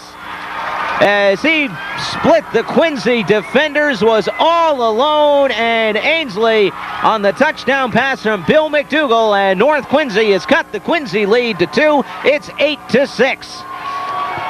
A perfectly thrown pass from, as we were mentioning at the top of the show, one of the players in the backfield for the Red Raiders who could be slightly underrated because of the achievements of Mr. Ryan Craig. Bill McDougal, we saw him earlier in the season completing a pass to his brother. He's got a great arm. And they are going to go for the 2. Craig lone man in the backfield, twin receivers left side. McDougal goes in motion. McDougal going right side, looking, can't find anybody. Tries to turn the corner and in for the 2 points. Just getting in the right corner of the end zone is quarterback Bill McDougal. So with 5:21 to go in this first quarter, each team has had the ball once. Each team has scored. It's 8-8 here at the Stadium Quincy and North Quincy. You'll score big this winter if you buy your snow thrower this fall from Advanced Equipment and Sport. They have a snow thrower for everyone with over 16 models in stock. Way through. I hope they've got plenty of lights in the scoreboard, because I think we may have it. This could be an offensive show. Dave Hutchings, foot into the ball, high end over end kick, and Mealy feels it at his own 9, up the middle of the field. 15, 20, 25, hit and knocked down. Nice tackle by North Quincy's Dan Gilmartin, and it'll be 1st and 10 for the Presidents at their own 25-yard line. That time we saw a kickoff for a change in this game. It was well placed, good spiral end over end, and the kicking team is doing its job if they can keep them pinned inside the 30-yard line. And for the first time in this game, one of the teams is faced with not so great field position. As the Presidents come out, Tony Madden, the center. Scott Grant splits wide to the left. Mark Mealy wide right. Noble under center. Backs in a wide split. Dennett goes in motion. Quick pass to Grant behind the line of scrimmage. Has it at the 20. 25 spinning his way and out of bounds at about the 30-yard line. He'll gain about 5. Let's see, knocked down one of the North assistant coaches, but he's helped to his feet. Seems to be all right. And it'll be a gain of 5 yards. It'll be second down and a long 5 for Quincy as they break the huddle. Mike Ainsley and Ryan Craig, the linebackers to North Quincy, very much key in this game. Dennett goes in motion, pitch to Oliveri, trying to turn the corner. He's got people chasing him. He is hit behind and taken down at the 31-yard line as he was dropped by Mike Ainsley, it looked like, for North Quincy, as Oliveri tried to turn that corner, and he got a couple of yards. So it'll be third down and 3 as Mark Mulvaney, right down below us, calling the defensive signals. On third down and 3, Quincy comes out with Mark Mealy left, Scott Grant right. The ball right hash Mark Mealy with a lot of room to run with the football if he gets it. Noble, quick pass, complete to Beauchamp, 40, 45, on his feet to the 50 and into North Quincy territory. The tight end, Jody Beauchamp, taken down by Mike Ainsley, and that'll be a first down, a 24-yard pickup, as Chris Noble with a quick opener over the middle to Jody Beauchamp, the tight end. And it is a first down. As we mentioned, Beauchamp, a transfer student, did not play all that much this year, got in later on in the season and did pretty well. And for Beauchamp, he's 6'4", 215 pounds. Noble rolling out of the pocket on first down, 50, 45, 40, 35, and hit by Kevin McDougall and several North Quincy players at the 35-yard line. That should be another first down, a gain of about 12. And that's the one thing that Coach McPhee was afraid of. Chris Noble unable to find a receiver, taking the ball and bootlegging around his end for 12 yards and a first down. I think, Charlie, that might have been a design play with Chris's athletic ability as a runner. I think he just rolled left and he picked up 15 yards, and that was the intention there. Stay on the ground with it. First down, I formation, receiver right, wing right for Quincy. 6-man front for the Red Raiders. Hand off to Dennett. 35, stumbles his way forward after getting tripped up to about the 29-yard line. Ryan Craig making the stop. Mike Ainsley, I think, tripped him up on the way through, and they mark it at the 29-yard line. So it'll be second down and 4. Now we're glad all our radio listeners are with us today. This game being cable casted by Continental Cable in Quincy, Channel 3. It'll be shown tonight at 7 o'clock and several more times throughout the holiday weekend. On second down, Noble rolls left side, gets a good block, now throws it, guns it complete to Grant at the 20. It'll be a first down for Quincy as Grant jumped up to catch it, and a bullet thrown by Noble for 14 yards, and another Quincy first down. Well, Chris Noble, as you said, finding his favorite receiver, Scott Grant, a bullet over the middle. They've got the Red Raiders guessing right now because Beauchamp adds another dimension. I also like his ability as a blocker, too. He's responsible for the yardage that the Presidents are picking up on the ground. Good player. First down and 10 from the North 20. 8-8, 2:39 to go first quarter. Dennett in motion, left side. Grant is wide left. The handoff to Oliveri, getting some blocks straight ahead. He's to about the 16-yard line. Be a pickup of close to 4 yards. Dave Joyce on the stop for North Quincy, along with Jeff Sullivan, who gets off the bottom of the pile. They give him 5 to the 15. Second and 5 for Quincy. Coach Jack Raymer on the far side, looking in at his offense. And right down below us, Coach Ken McPhee pacing back and forth as this game all even at 8, but Quincy moving once again. Backs in a wide split. Dennett goes in motion. Noble pitch to Oliveri. Straight forward 10. He's on his feet to the 5 and is now to about the 3-yard line goes Peter Oliveri. And that will be another Quincy first down, 12-yard pickup for Oliveri. And a Quincy first down. It'll be first and goal. 6 first downs already in the football game for Quincy. And we have 1:52 to go in this first quarter. First and goal as the ball is spotted at the 3. As Noble As everybody in the backfield, I slot right, no wide receivers. Calling signals. Handoff to Oliveri, straight ahead, and let's see, fumble. And it looks like North Quincy has recovered the ball. North Quincy football. A tough break, Charlie, on the exchange there. Chris Noble to Oliveri. A little bit of a, you'll see it right here. Chris just maybe took an extra step to his right or something. The pattern, I think Oliveri was shooting for the center guard hole, and maybe Chris thought it was an off tackle play or something. Well, one thing that is very difficult would be the exchange of football when you have everybody in the backfield. Quincy is used to not having too many people in the backfield. Everybody was in the backfield, and a lot of bodies in there. North Quincy hands it off to Ryan Craig. Line of scrimmage at the 2-yard line. Jeff Sullivan up to the 5-yard line, and it'll be second down. It's important for the Red Raiders to get themselves out of this hole, and they did exactly that, sending Ryan Craig ahead as a blocking back off tackle. That's their strength. I think that's how they're going to pick up those tough yards, and when they want to get them, that's 4 right there. It gives them a little bit more breathing room.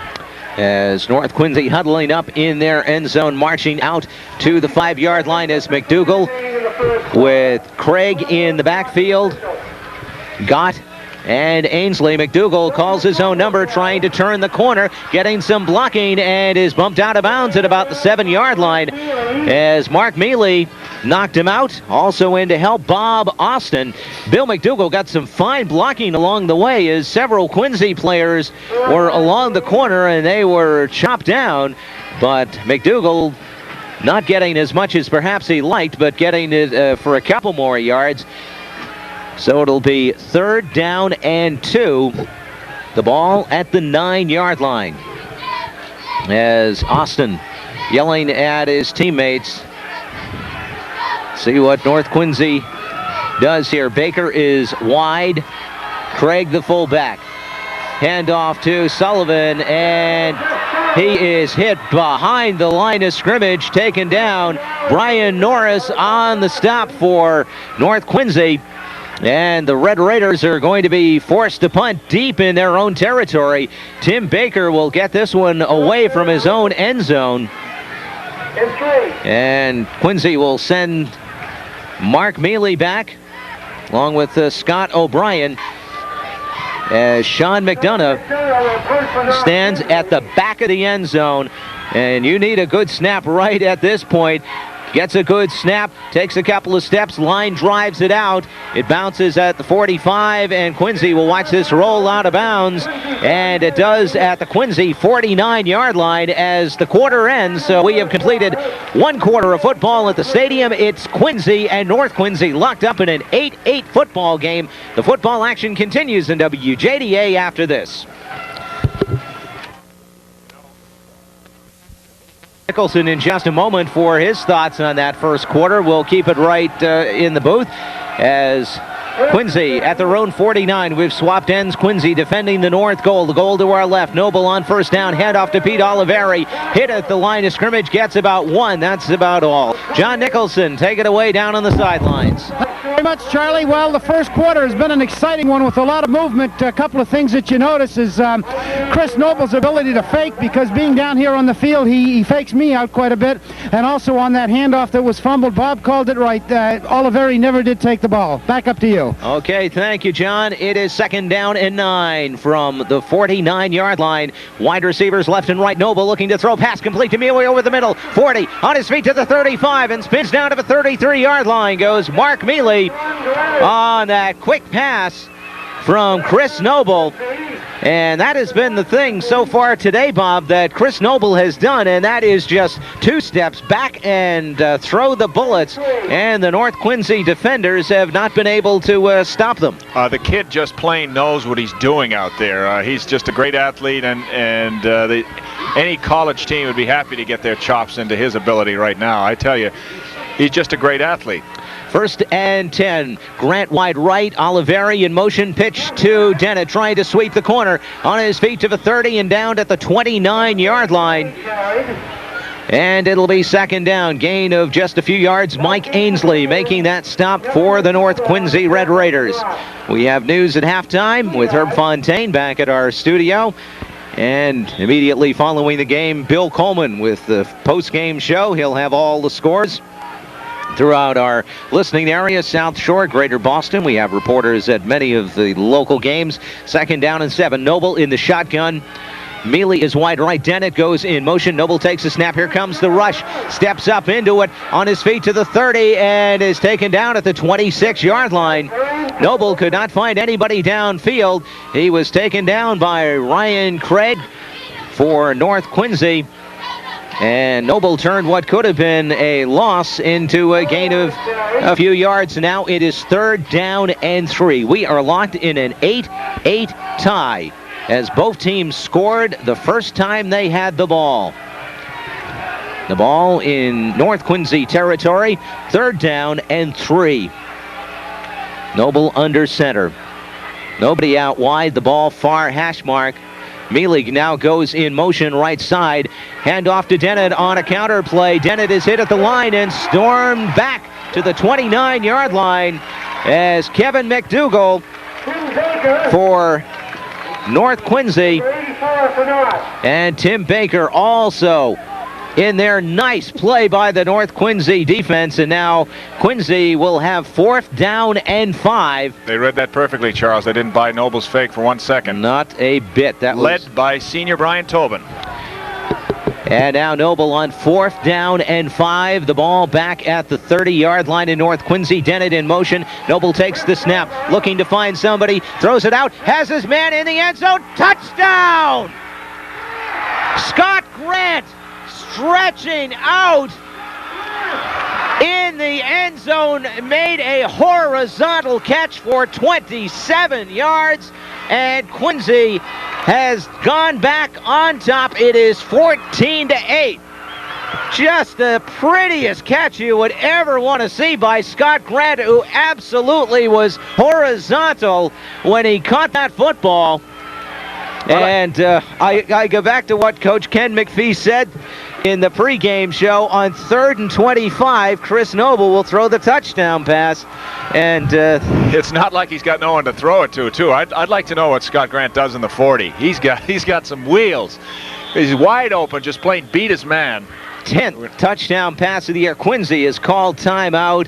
Grant with 21-yard average on receptions this year, and the leading scorer for Quincy, but 2 touchdown passes. So now timeout in the field. 7:58 to go in the first half as Quincy has taken the lead over North Quincy. It is 14-8. We have the point after try coming up. You've waited long enough, so why wait any longer? Go for the 2 points, electing not to go for the single point. And Noble will operate from the shotgun. Grant and Mealy are to the right. Sometimes Noble calls his own number and bootlegs. This time he does not. He goes right side. Now he reverses field as North chasing him. He's all the way back to the 20. He's got some room. And now he heaves it in, and it is incomplete. Chris Noble went laterally all over the field. Couldn't find anything left. He tried right, and I believe it was Grant in the corner of the end zone, but it was batted away. Nice defensive play, I believe, by Jeff Sullivan or Mike Ainsley for North Quincy. And the try for the 2 is no good.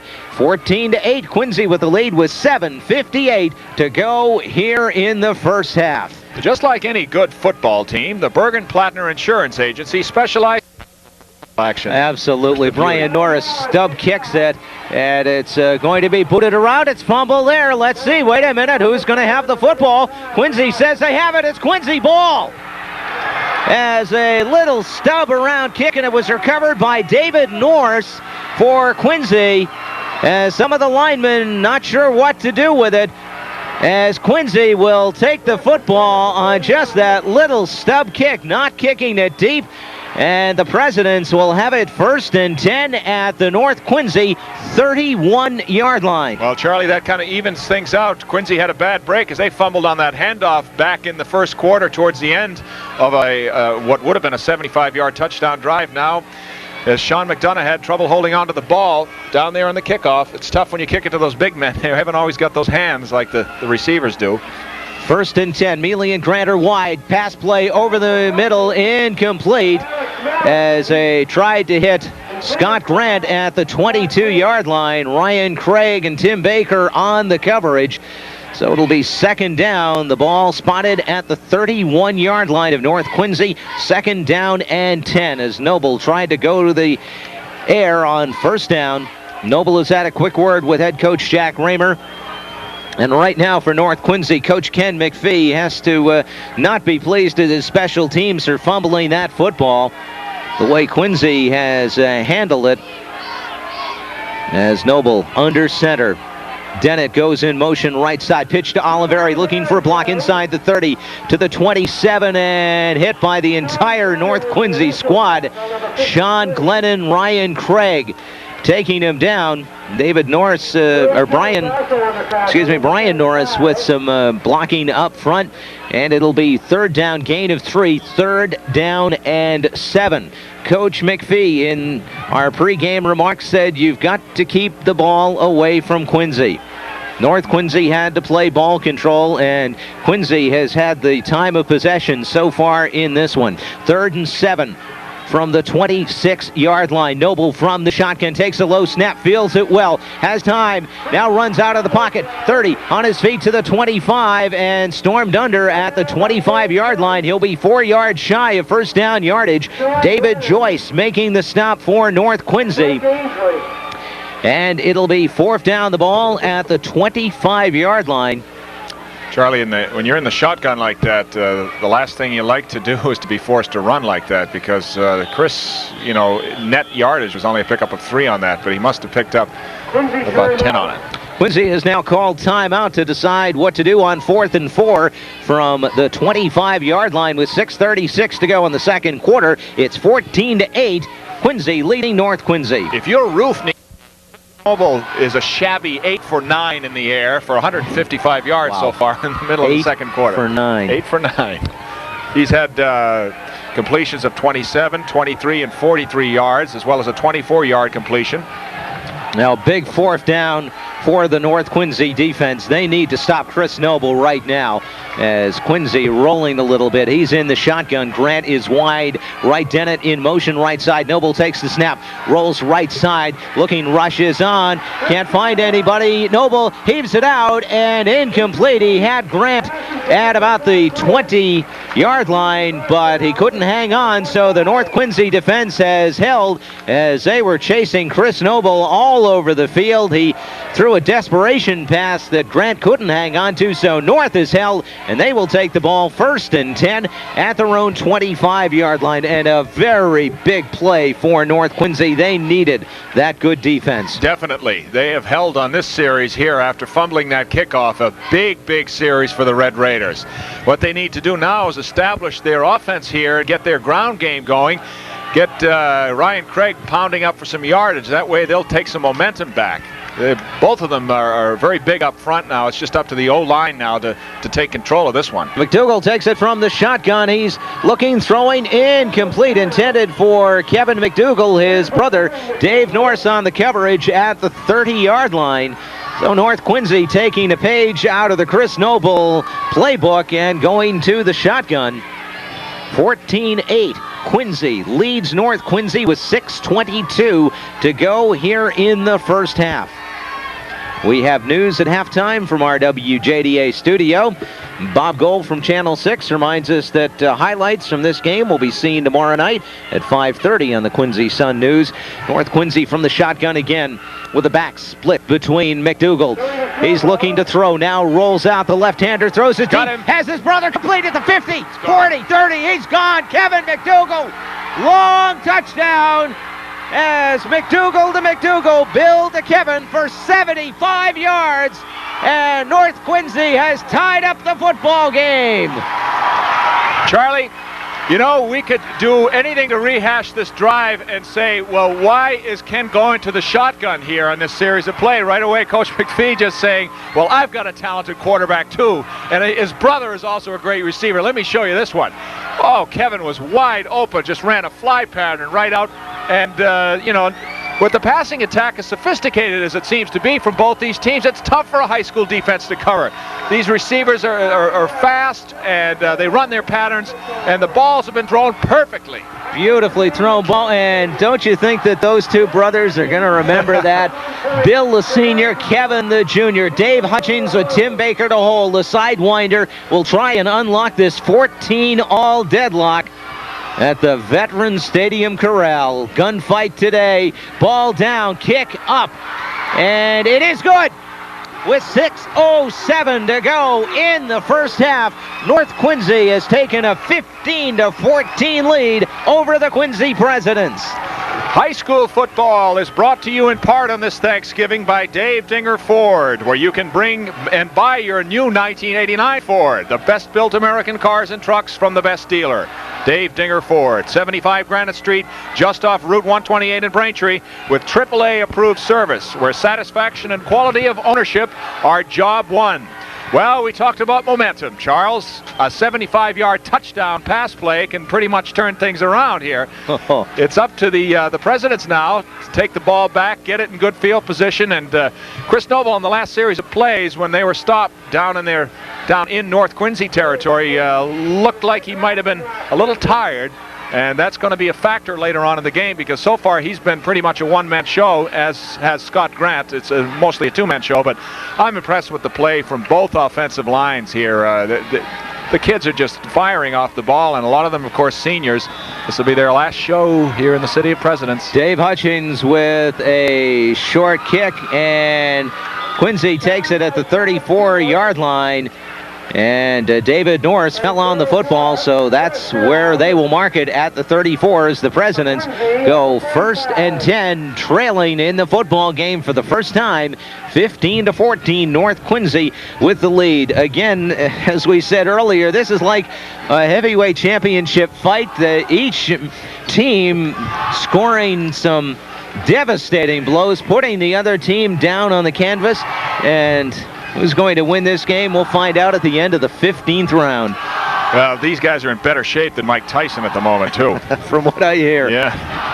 Oliveri goes in motion. Noble, handoff. The ball is fumbled in there. Let's see. North Quincy indicating they have it. It is North Quincy ball, as Alex Malasey has the football. And North Quincy takes the football 1st and 10 in Quincy territory at the 35-yard line. Second fumble of the day as Malasey came up with it. And North Quincy will go on offense as momentum shifts the other way, as Quincy now finds itself on the other side of momentum, and North Quincy rolling. McDougal under center. Craig with Hutchins and Gott, his wingbacks. Play action, fake to Gott.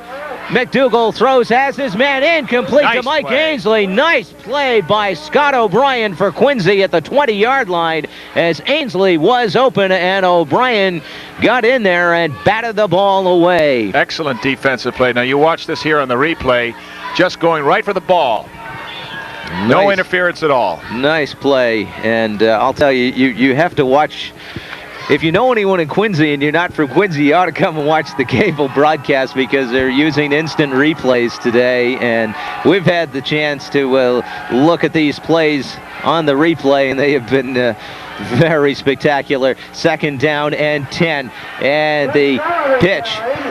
And out of bounds at the 35-yard line is Jeff Sullivan. Ianello on the stop for Quincy. No gain. It'll be 3rd and 10. As Craig doing the blocking. Sullivan has gotten the ball several times today. And now North Quincy needs to come up with 10 yards in 2 plays. It's 3rd and 10 from the Quincy 35 with 5:28 to go in this first half. It is 15-14 North Quincy with the lead. Baker is wide left. The ball left hash mark. Gott goes in motion. Hand off to Hutchins. Hit behind the line of scrimmage and taken down at the 37-yard line. Brian Norris along with Dan Hanley, but Norris with the tackle. And it'll be 4th down. And North Quincy will really be in a hole as they lose a couple more. It'll be 4th and 12. I'm impressed with the play of Brian Norris. That senior captain he's a whale of a tackle. Sean McDonough is going to punt as O'Brien and Mealy go back. High snap from center. McDonough has it, gets it away. Short kick.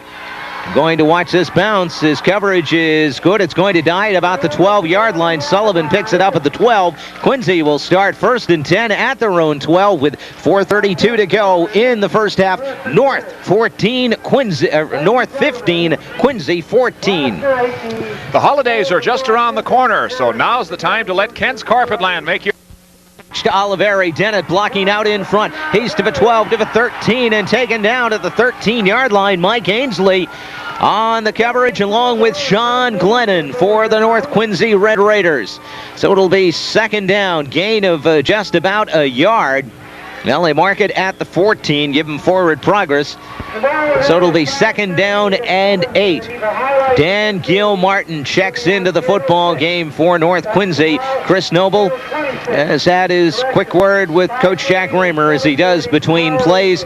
Coach Ken McPhee with a headset on, pacing back and forth. Has to feel a lot better about his football team. They have taken control of this football game as Quincy tries to wrest it back.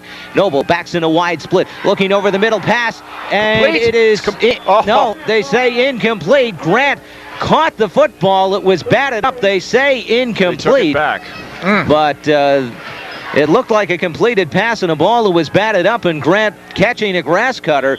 But they say incomplete, so it'll be 3rd down and 8 for the Quincy Presidents with the ball at their own 14-yard line.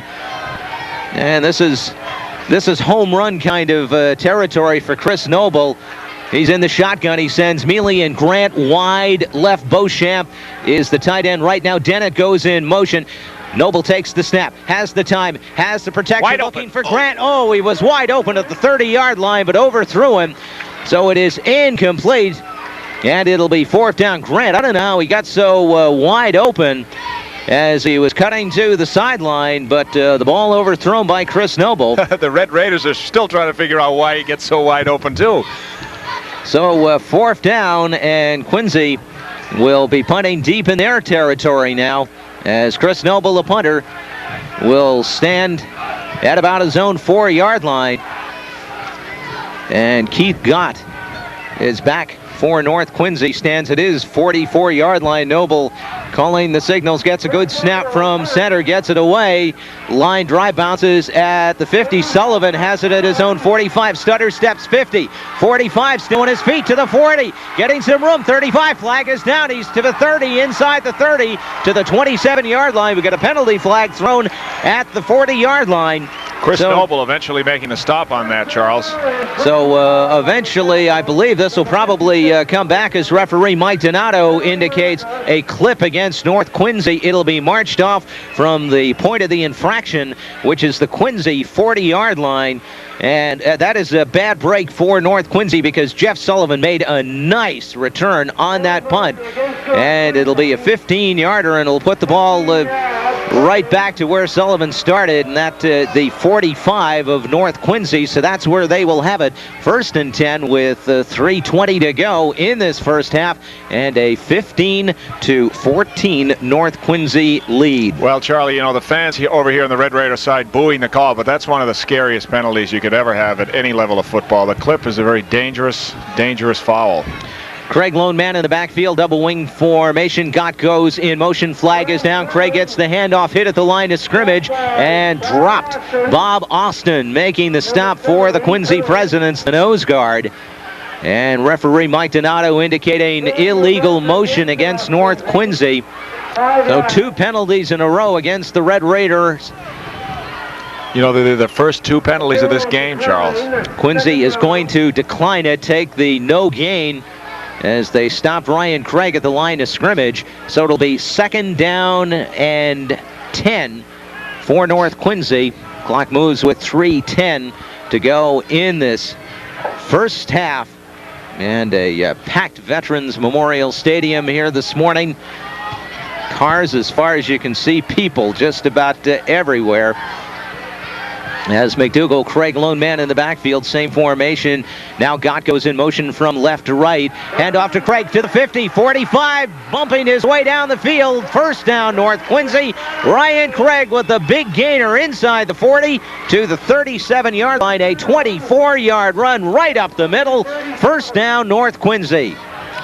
Well, Charles, the Red Raiders now starting to explode with that running game that we knew so well.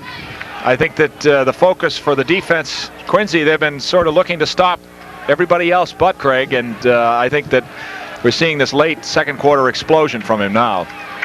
It's up to the defense now for the Presidents to dig in here and hold up front. And hand off to Keith Gott, sweeping right side on his feet, 35, and is tripped up by Scott Grant and gets forward to about maybe the 32-yard line. We'll see where they mark it. Gain of about 5. As they will spot this at the 32-yard line. So it'll be second down and 5. McDougal has had a quick word with Coach Ken McPhee. As Coach McPhee mentioned earlier, they've retired the number 20 of North Quincy High School for 2 fine football players who wore that number, Billy Curran and, of course, the legendary Pete Zoya, still an assistant coach for North Quincy, one of the fine gentlemen that you run into. Ryan Craig gets the handoff, breaks one tackle, still on his feet, close to first down yardage to the 28-yard line. As Craig was hit at the line of scrimmage, and it took 3 Quincy players to finally bring him down. Bob Austin on the stop, and now the officials are going to call time to measure it. The stick's just over there. It's a timeout on the field for a measurement with 1:30 to go. First half, 15-14, North Quincy leads. Doherty and White Insurance, and that's the Red Raiders' 4th first down, incredibly. First down for North Quincy, as you say, Bob. Their 4th. They got it by half the length of the football with 1:25. Time has to be a factor right now for North Quincy. Let's see if they open up the passing game. The ball far hash mark. Baker is to the right. He does not have a lot of room. And now McDougal asks for timeout. So there is timeout on the field with 1 and 10. Man in motion, pitch to Craig, sweeping left side, back at his 30, turning the corner, 25, on his feet, 20, dekes the man, 15, 10, 5, Craig down to about the 3-yard line for North Quincy. As Ryan Craig, who's rushed for over 1,100 yards this season, a big gainer, and North Quincy in business, first and goal inside the 5-yard line after a 21-yard run by Ryan Craig as he took the ball and went left side straight down the field and nearly took it into the end zone. You know, Ken McPhee was talking with Bill McDougal and Keith Gott, and who did they give the ball to? That's the Ryan Craig we've been looking for the whole game. That was a strategic timeout fake-out, I think. I formation with Craig and Sullivan. Hand off to Sullivan. Up and over down to about the 3-yard line goes Jeff Sullivan. Hit by several of the Quincy players. Todd Kimmel. And it'll be second and goal from the 4-yard line. 46 seconds. If North can't get busted in, Dave Hutchins this year, the kicker, wearing number 18, has a 18-yard field goal. North Quincy with the wind in their face. And now North asking for timeout. 29 seconds. They do call timeout. So 29 seconds left in this half. It's second and goal, North Quincy. The ball at the 4-yard line. Our score here at the stadium, 15-14, North Quincy leading Quincy. Well, Charlie, Ken McPhee, obviously a little communication lapse there for a time. They let about, I think, pretty close to the allotted time pick off between plays there before they would have been penalized. So they had to use their 3rd timeout, and I think right now I wouldn't be surprised to see the ball go to Ryan Craig, but what do I know? Well, John Tagliari, defensive coordinator, has the entire Quincy 11 on the far side. Coach Jack Raymer has had his words as well. And now he gets back into the huddle talking to his defensive players. This would be key for the Presidents. They're going to have to come up. It'll be awful tough to let North Quincy punch it in right before halftime. Even if they just give up a field goal, that just to keep a touchdown. out of there. But when you have number 44 in your backfield, it's at times hard to deny him. 2nd and goal at the 4. 29 seconds to go in the half. North Quincy leading by 1. Craig, the fullback, Sullivan, the tailback. And a play action fake. McDougal turning the corner. He's on his feet to the 5 and taken out of bounds at the 5-yard line. Excellent defensive pursuit by the backfield for Quincy.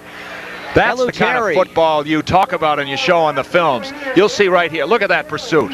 Ennio Eleutheri, I'll get it right yet, making that stop, and North Quincy calls timeout with 19 seconds to go. It'll be 3rd and goal from almost the 5-yard line. They lost some yardage on that sweep, naked bootleg by Bill McDougal.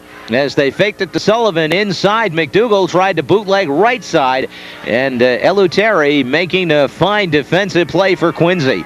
Well, Coach McPhee not going with anything fancy, which is the best way to really be sure that you can punch it in. But the President's defense, boy, I like that kind of stuff. You got to feel for their linemen too, because a lot of the pressure is put on them when they figure that they're going to go off tackle, or Craig will get the ball, or they'll send him in as a blocking back. But you never know what's going to happen now, because Bill McDougal is in control and can also find the open receiver. He has Baker wide left. McDougal rolling left side, now pitches it to Sullivan. He's going to go in. Touchdown! On an option, McDougal pitches to Jeff Sullivan, who takes it in for the touchdown.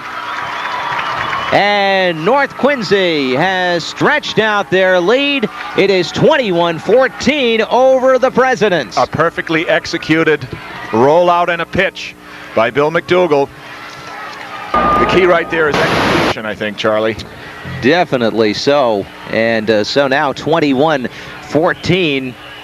You know, we had a few weeks ago, we had North Quincy here, and Bill McDougal, the way he fakes with the football, an ex-receiver, the way he handles that ball is just, you can't ask for a better skilled quarterback as far as that's concerned. Of course, Coach McPhee mentioning, of course, that Bill McDougal gave up statistics, if you will, as a wide receiver, and Coach McPhee has talked to some colleges and say, he's a good quarterback, but don't forget he's a wide receiver. Look at his films as a junior and a sophomore as a wide receiver. But Coach McPhee very proud of this young man, Bill McDougal, the senior, who moved from a wide receiver, best athlete on the team is what he said, and so he put him in there at quarterback, and he made a nice option pitch to Sullivan for the 4-yard touchdown run. It's 21-14 with 12 seconds to go in this first half, and time still out in the field as the brain trust of North Quincy talking it over. You know, I can remember back when they were playing Cambridge Ridge and Latin, we were doing that game. He fooled us so many times with his faking ability that it was just incredible. He's a part-time magician. You didn't know that, did you? No, I didn't. Well, he's a sleight of hand. Well, he's just a skilled young quarterback. All right, now it's 3 rounds to 2 for North Quincy, but the fight's not over yet, as McDougal lines up under center. Sullivan, lone man in the backfield. Baker wide receiver, handoff to Sullivan. Sullivan is denied the end zone as he tried to go low. The try for the 2, no good. 12 seconds to go in this first half. It remains North Quincy 21, Quincy 14. For sponsor 1988 high school football here on WJDA. Tended to on the bench right in front of us there. And is it his legs again? Because I remember a few weeks ago he was having trouble with his hamstrings. He was taped up pretty heavily, and in this cold weather, of course, things can tear. I hope he's all right. Well, he was not on that return on that try for the 2 as Sullivan took his place in the backfield. No, he's having some cramps, or he's been hit in the stomach, or he's having problems. He's going to go to the locker room. It is kickoff. Kimmel takes it for Quincy to the 39-yard line. 6 seconds left, so Quincy will have one play probably. 6 seconds is a lot of time for Chris Noble, though. Well, it's send everybody out and throw it long. That's that's the situation. It'll be a prevent defense for North Quincy. And we'll be going to John Nicholson as we get to halftime. As we see John, he's going to amble into a position to talk with one or both coaches. Noble will go from the shotgun, receivers left and right. He's back to pass. Has the time now. It breaks down. Can't find anybody. Runs with the football and is taken down at the 43-yard line as time expires at halftime. That is the end of the half. It's 21-14, and let's go live right now to John Nicholson and see if he can get a word with the coach. John? Before you go in, how's Craig Ryan? He looked like he was. He's a little dazed right now. He's okay. He's just got a little. He got a little bell tap, and he'll be. Knowing him, he'll be back in no time. Anything that they did surprise you this morning? Oh, we expect them to do exactly what they're doing, and they're doing it a little bit better than we had hoped. All right, Ken. Thanks a lot. Now, all right, we'll see if we can get Coach Jackie Raymer over here. Jackie, your thoughts on the first half? Well, we got turnovers, 2 turnovers. We can't have turnovers in this game. I think we're going to move the ball. We're going to score again, but we just can't have turnovers in the Thanksgiving Day game. We've had 2, one fumble on the goal line and the other fumble to get in the last score. So we're all right. We're not panicking, but we'll got to give those up. Okay, what can we look for in the second half? Is he still going to throw? Oh, I'm going to throw. I'm going to run and I'm going to throw, so that doesn't tell you much. Okay, Jack, thank you very much. Charlie, back up to you. All right, thank you, John. We'll very much good job getting both coaches as they head into the locker room. And we have halftime news with Herb Fontaine, and then we'll be back with...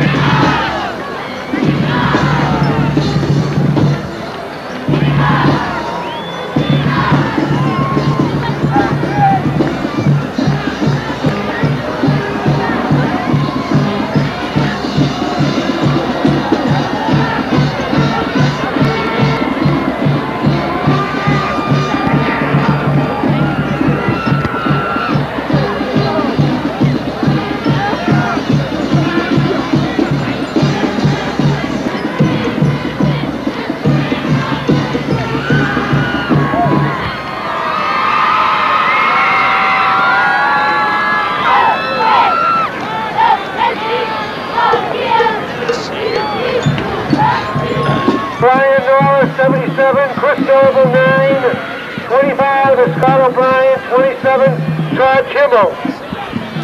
The 3 captains from North Quincy, 75, Dave Joyce, 14, Billy McDougall, Mike Ainsley, 47. This half, North Quincy will receive, defend the south goal. Quincy will kick off and defend the north goal.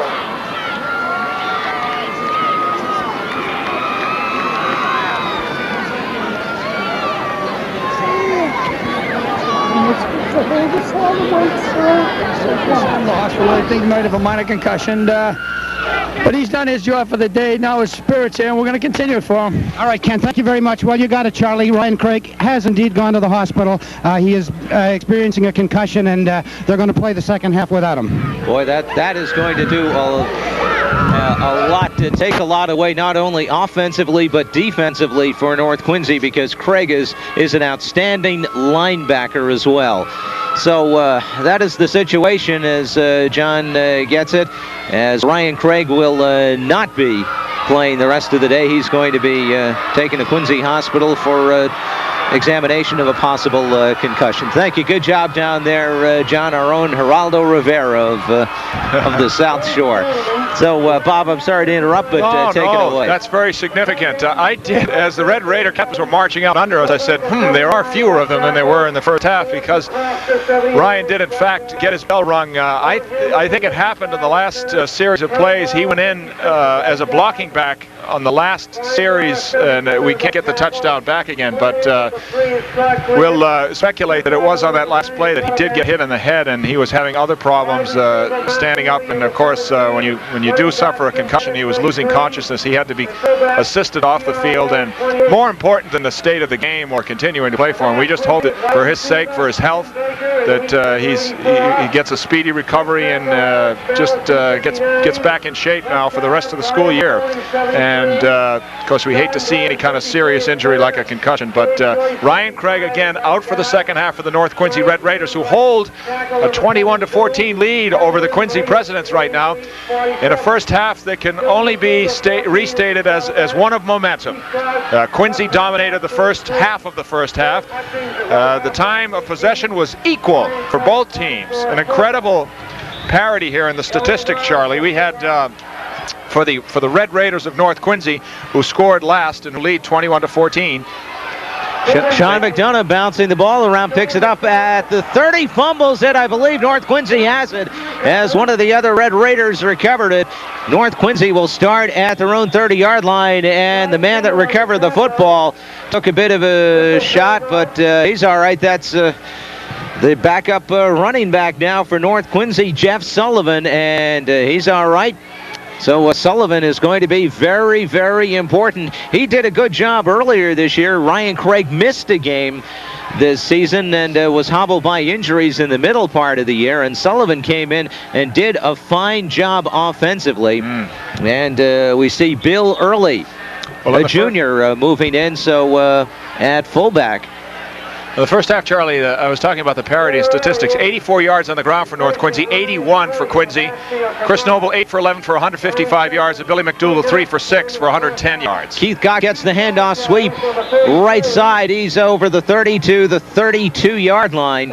It'll be second down on the stop for Quincy. Tom Morrill, defensive end, as Bill Early, a junior fullback, and what a thrill for that youngster getting in, running a play. He comes off the field now. Sullivan gets a little bit of a break.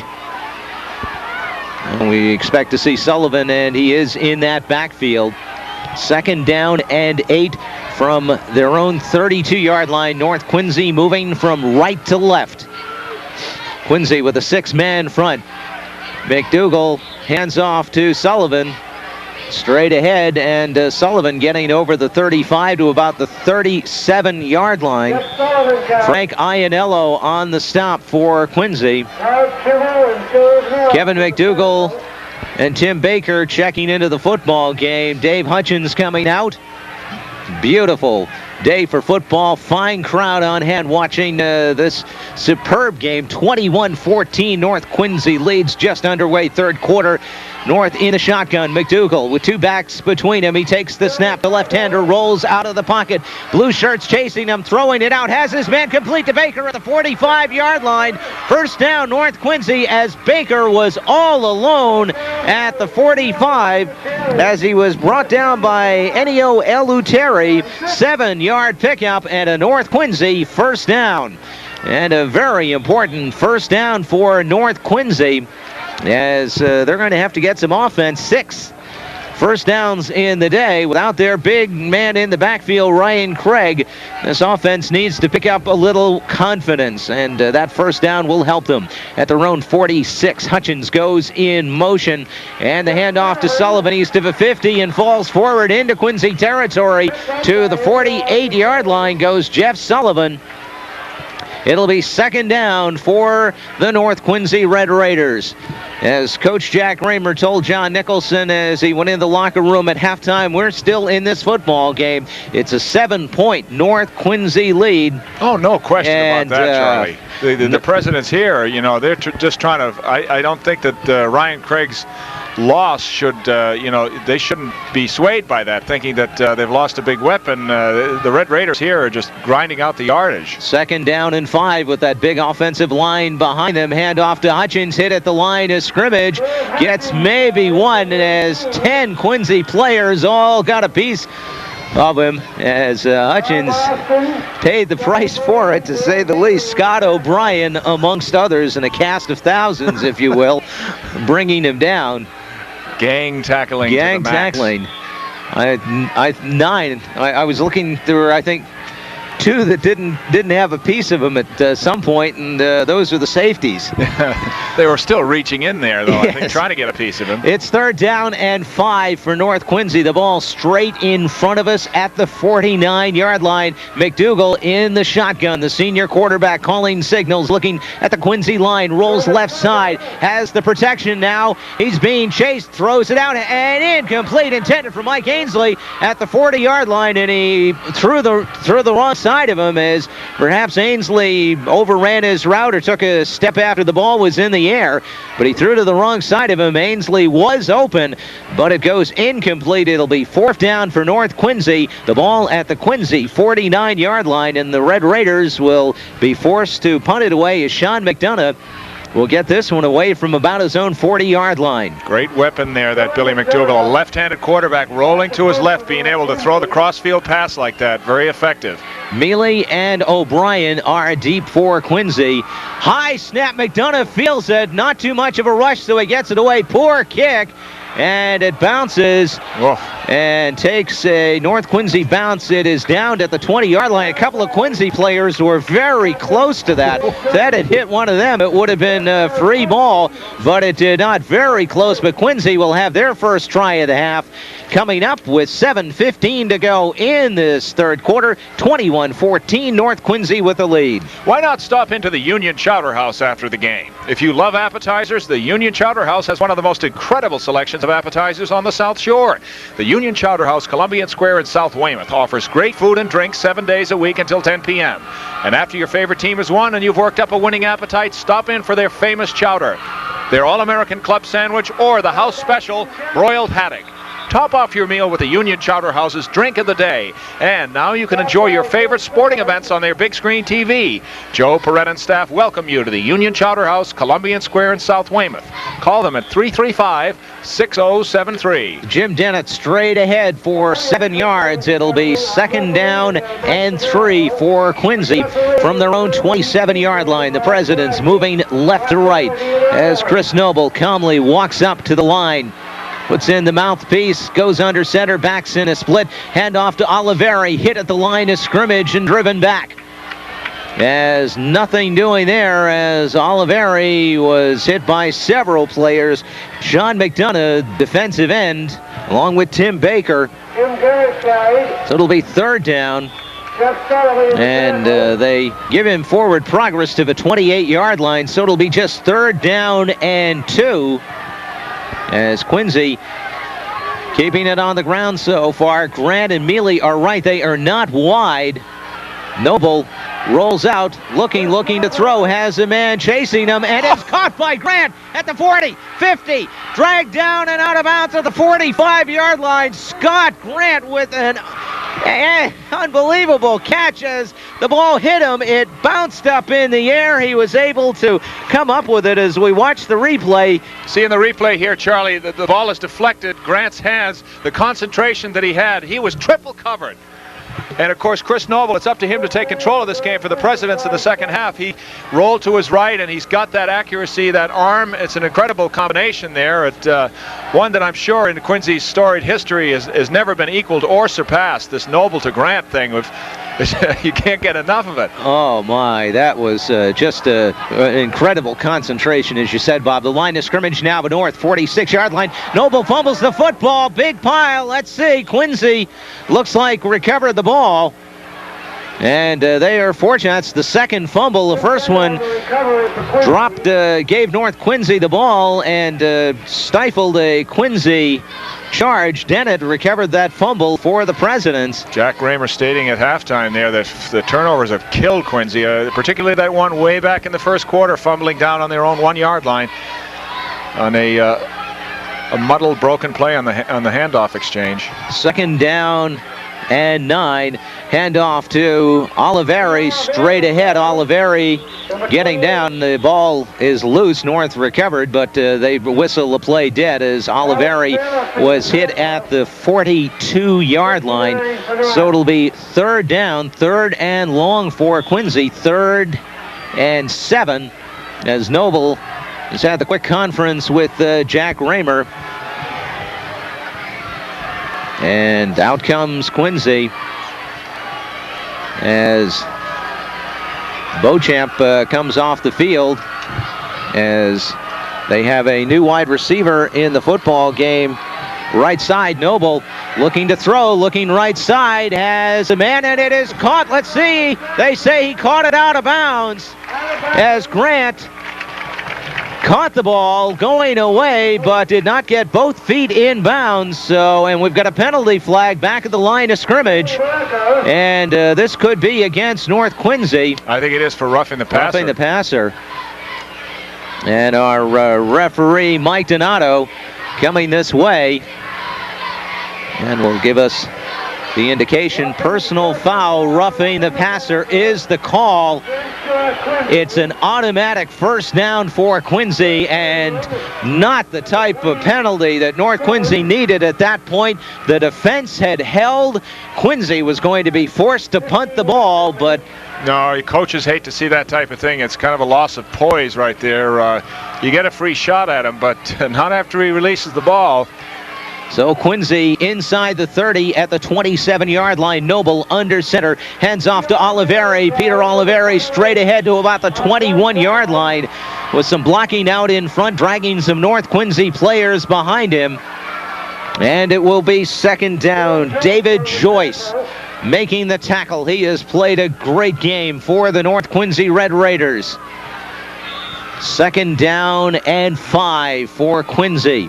4:06 clock moving left in this third quarter. 21-14 North Quincy with the lead. Ryan Craig out of the football game, will not play, to the hospital with a possible concussion. Noble, quarterback keeper, inside the 20 to about the 18-yard line goes Chris Noble, close to first down yardage, as Jeff Sullivan gets off the bottom of the field. And we'll see where they spot it. They spot it at the 19, so he is a yard shy. It'll be 3rd and 1 for Quincy as Noble huddles up.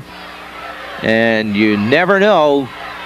The playbook would tell you, logic would tell you, you just run it inside for the 1 yard, but you never know with this Quincy squad. Two receivers, Dennett in motion, handoff to Oliveri. Oliveri to the 15-yard line. That'll be a Quincy first down as they kept it on the ground. 10th first down of the football game for the Quincy Presidents. The ball at the 15-yard line.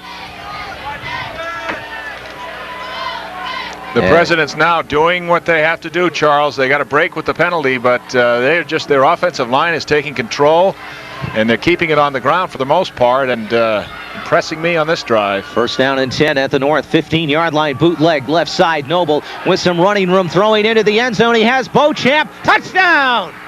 Jody Beauchamp catches a touchdown pass from Chris Noble from 15 yards out. And Quincy has cut the North lead to 21-20 as Beauchamp, with that excellent height, 6'4", was able to go over the North defender in the left corner of the end zone and haul in the touchdown pass. And the lead is cut to 1 as Quincy will go to either tie or break the tie. You saw Jody get position there, Charlie, so to speak, by not bumping, but sort of just, he had his eyes on the ball, so he just concentrated on getting the ball, and then so knocked the defensive back out of position. They're going to go for the 2. Noble takes the snap. Rolling left side, throwing the end zone, complete for the 2 points to Mark Mealy. So Quincy has taken the lead 22-21 with 2:44 to go in this third quarter. The Presidents regain the lead 22-21 over the North Quincy Red Raiders as Mark Mealy hauls in the 2-point conversion. You know, Charlie, Coach Jackie Raymer, there it is right there. Just watching the replay of the catch by Beauchamp. Yeah, the defensive back made a key mistake. It's a cardinal rule. He turned his back on the receiver, and instead was trying to look for a ball and anticipate the pattern that Beauchamp was running, and instead he just sort of twisted his body, came back, and Noble in effect underthrew the defensive back right into the arms of his receiver. That Beauchamp, a valuable acquisition for these Quincy Presidents this year. transfer student, didn't even play all the games, became eligible, and has really played well the last 2-3 games for Quincy, and added another dimension. Mealy and Grant, of course, you know, the favorite receivers of Noble, but suddenly when you've got a tight end that can catch the ball, that's a whole nother thing. And Norris will be kicking it off for Quincy. I watched him on the running game too, Charles. He can block. That's another thing. Great blocking tight end. McDonough fields it at his own 25 up the middle of the field, 30. 35, struggling for extra yards, and is taken down back at the 36. They'll give him forward progress to the 38-yard line. So now North Quincy, we are even 3 rounds apiece with an extra point to Quincy as this heavyweight championship fight goes back and forth with 2:36 to go in this third quarter. 22-21 Quincy. As we mentioned earlier, Ryan Craig out of the football game, possible concussion. Jeff Sullivan taking his place in the backfield. Bill McDougall marches them up to the line of scrimmage. Gott and Hutchins are the wings. Gott goes in motion left side. The fake to Sullivan, pitch to Gott, he fumbles the football. North Quincy recovers it as Alex Malasey, the left tackle, recovers the ball for the Red Raiders. And on the coverage for Quincy, Frank Iannello, but Malasey saved the day for the North Quincy offense on that play. You know, breaks, Charlie, when you have two evenly matched teams like this, have a way of evening themselves out because, you know, the fumbles have hurt Quincy, but on the other hand, some key penalties, all of them being assessed to North Quincy, have hurt them, and that's their first fumble of the game. Second down, no gain on the play. Second down and 10. McDougall under center, hands it off to Sullivan. 40, 43, maybe to the 44-yard line goes Jeff Sullivan up the middle of the field. And it will be third down. Dave Norris making that stop for Quincy. We're under 2 minutes to go, third quarter. Quincy with a 1-point lead. Dave Hutchins coming off the field. Kevin McDougall in. McDougall is wide left, Baker wide right. Ball in the middle of the field, line of scrimmage, north zone 43-yard line. McDougall looking to throw, rushes on, gets it away, and it is incomplete, intended for Baker. Mark Mealy on the coverage at the Quincy 48-yard line. Baker looking for a little interference. He did not get it. No, he just slipped, Charlie. Let's see on the replay here. And it'll be fourth down for North Quincy, 4th and 7. The ball at their own 43-yard line as O'Brien and Mealy go back. Set to receive Sean McDonough's punt. He had a high snap the last time. Quincy was not rushing, so he was able to get it away. Standing at his own 25-yard line. Good snap this time, not much of a rush. Line drive kick. This is going to bounce at the 30. The Quincy players trying to get out of the way. It's down at the 32-yard line. Quincy will have it 1st and 10 at their own 32 with 1:02 to go in this third quarter. It's Quincy 22, North Quincy 21. You rented tools, 68-773-0661. Pete Oliveri on first down for a couple of yards, couple of hard-earned yards, as he was hit by several North Quincy players. Kevin McDougall in there along with Sean McDonough. It'll be second down. They mark the ball at the 34-yard line. It's a gain of just a little over 1. We'll call it second down and 9. North Quincy's defense needs to stop Quincy right now as they took the ball, went in for the touchdown, and then got the 2 to take the lead. No question, Charles. Quincy has snatched the momentum back again. Definitely so. Noble pump fakes once, throws it out, incomplete, intended for Dennett, and Noble looking for a penalty against one of the North players, which he does not get. Noble pump faked once, looking for Dennett. Dennett was not where he should have been, and that certainly messed things up, and he was able to throw the ball, but just a busted play, basically. Sean McDonough is, I remember from a few weeks ago, is a heck of a player, and he knocked Chris on that play, but that was totally legal. He was just all over his face. Third down and 9. Dennett goes in motion, 2 receivers left side. Noble takes it from the shotgun, throws it out, incomplete at the 48-yard line as he was trying to hit Mark Mealy, who gets An aid up on the turf from Tim Baker, I believe it is.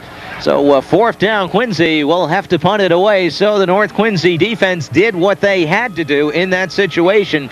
They had to halt Quincy and try and snatch the momentum back. We talked about the field condition at the top of the game, Charlie. I think it's a little hard out there, too, with this cold weather, and these kids are starting to slip a little now. Noble, the punter, Sullivan set to receive at the 30-yard line. Noble calling signals, takes a high snap, feels it well, gets away, good punt. Sullivan watches this bounce, picks it up at his 26 to the 30, looking for some blocks, trying to get it, and he is taken down at the 35-yard line. Goes Sullivan. He was looking for some teammates who were not there to provide some blocks, but nevertheless a good return of 10 yards for Sullivan, and that is the end of the third quarter here at the stadium as Quincy has taken back the lead. It's Quincy 22, North Quincy 21.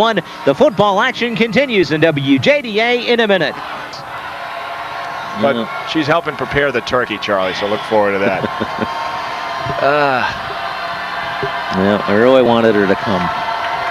This is a hell of a day, man. Yeah. I'll tell you, this is what it's all about. We couldn't have anticipated anything.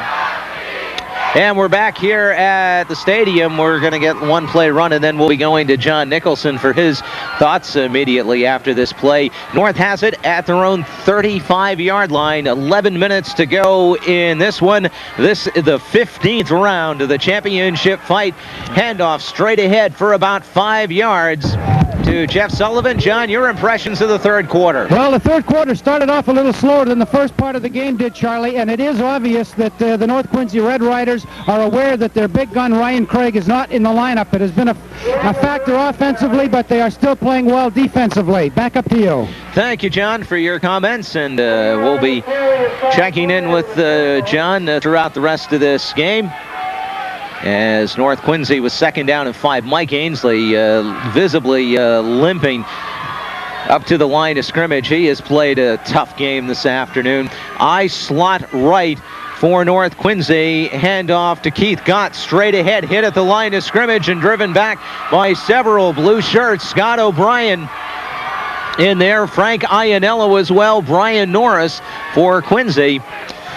You know, John mentioned that they are hurting without Ryan Craig, and it is significant in that they are hurting without him because of the loss of his blocking ability. And I think that he's not the one who has racked up as much yardage in the latter half of the season as some of the other tailbacks. And of course, Billy McDougal can make things happen in the air, but they just miss him up the middle there as a fullback. And you know, it's just like having another lineman plowing their way through there. And great athlete, but the Red Raiders shouldn't let that get them down, because they've got a great leader out there taking charge right now. He's calling timeout. As McDougal moving people around, didn't like what he saw, so North uses one of their timeouts. 9:26 to go in this football game. It's Quincy 22, North Quincy 21. If you're looking for a new floor for your home, Mannington Neverwax is the smart choice. Because unlike no-wax floors, Mannington's built-in Neverwax shine stays beautiful without ever needing strippers or polishes. And Mannington Neverwax floors come in over 200 beautiful patterns to complement any room.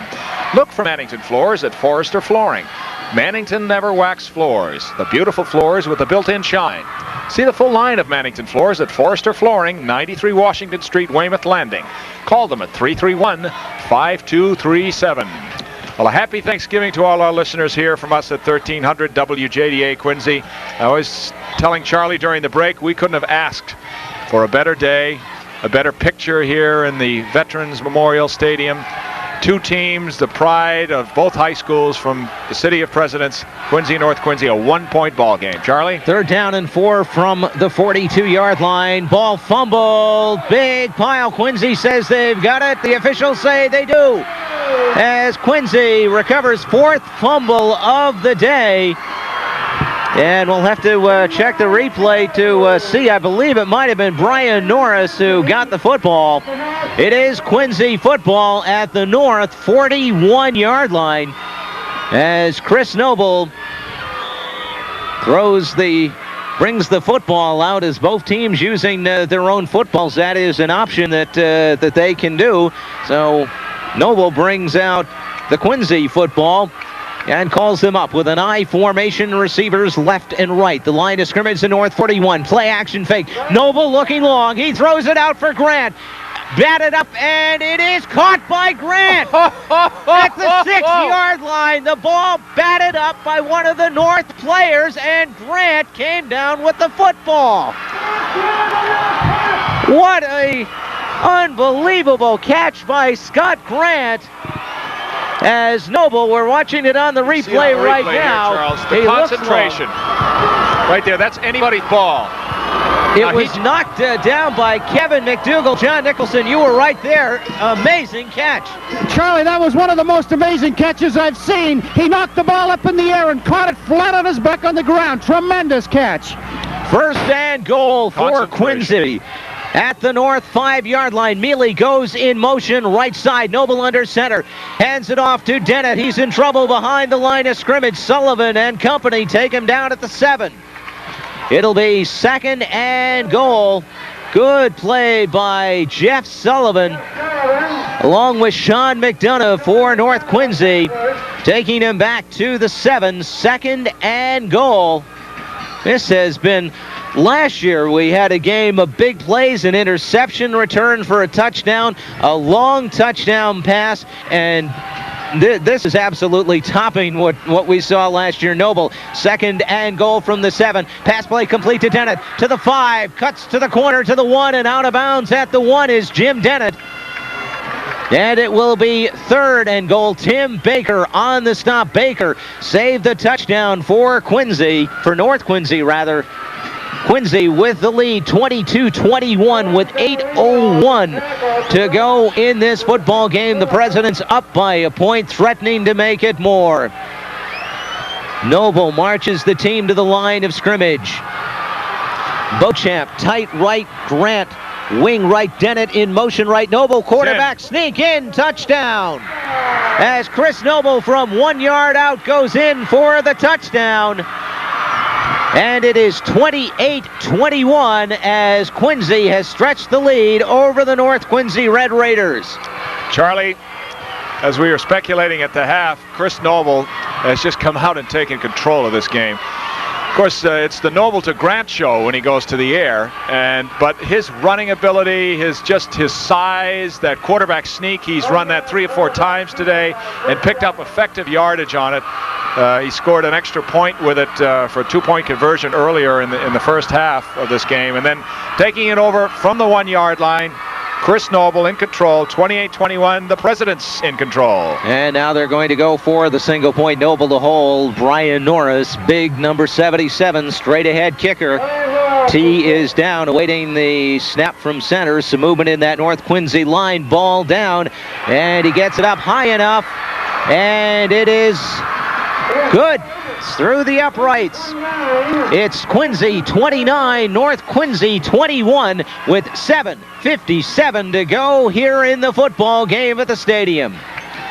Well, Charlie, we talked about momentum again, but I think that the loss of Ryan Craig is a bigger factor than I would have thought it would have been, because I think that maybe the Red Raiders now are kind of losing faith in their running game. That fumble was only, I was mistaken in giving you their 4th fumble. It was only their 2nd fumble, but they have had some costly penalties too, and fumbles hurt Quincy in the first half, and I think that one was a big one. That fumble back there on their own 40-yard line, and Chris Noble just wasting no time, going to the air to Scott Grant for 38 yards. 3 plays later, running it in himself and taking charge of this game. But we still have 8 minutes left, Charles. It's plenty of time for the Red Raiders of North Quincy to get back in this game, and the way it's been going, I wouldn't be a bit surprised to see it. Definitely. North Quincy simply has to grind it out on the ground. Maybe the McDougal to McDougal combination can work again as Norris kicks it off end over end. Sullivan feels it at the 25, 30, 35, on his feet to the 40, and is wrapped up at the 42-yard line. That's where North Quincy will start, at their own 42-yard line. Dan Hanley making the stop for Quincy. The very point of their doom in that last series, Charles, that's where they fumbled the ball last time. They have to concentrate now. The Red Raiders have to hold on to the ball. The offensive line has to make those holes, keep it on the ground, pick up that first down of this series, and Billy McDougall can make some things happen. Phil Daly on that last tackle for Quincy, called the wrong number. Sullivan, lone man in the backfield, wing in motion. Sullivan gets the handoff. Joyce out in front trying to block. Taken out of bounds at the 44-yard line as Todd Kimmel on the stop for Quincy. Also, Ennio Eluteri for Quincy.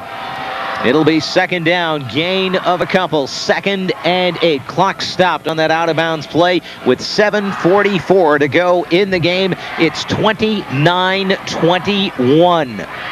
Quincy with the lead.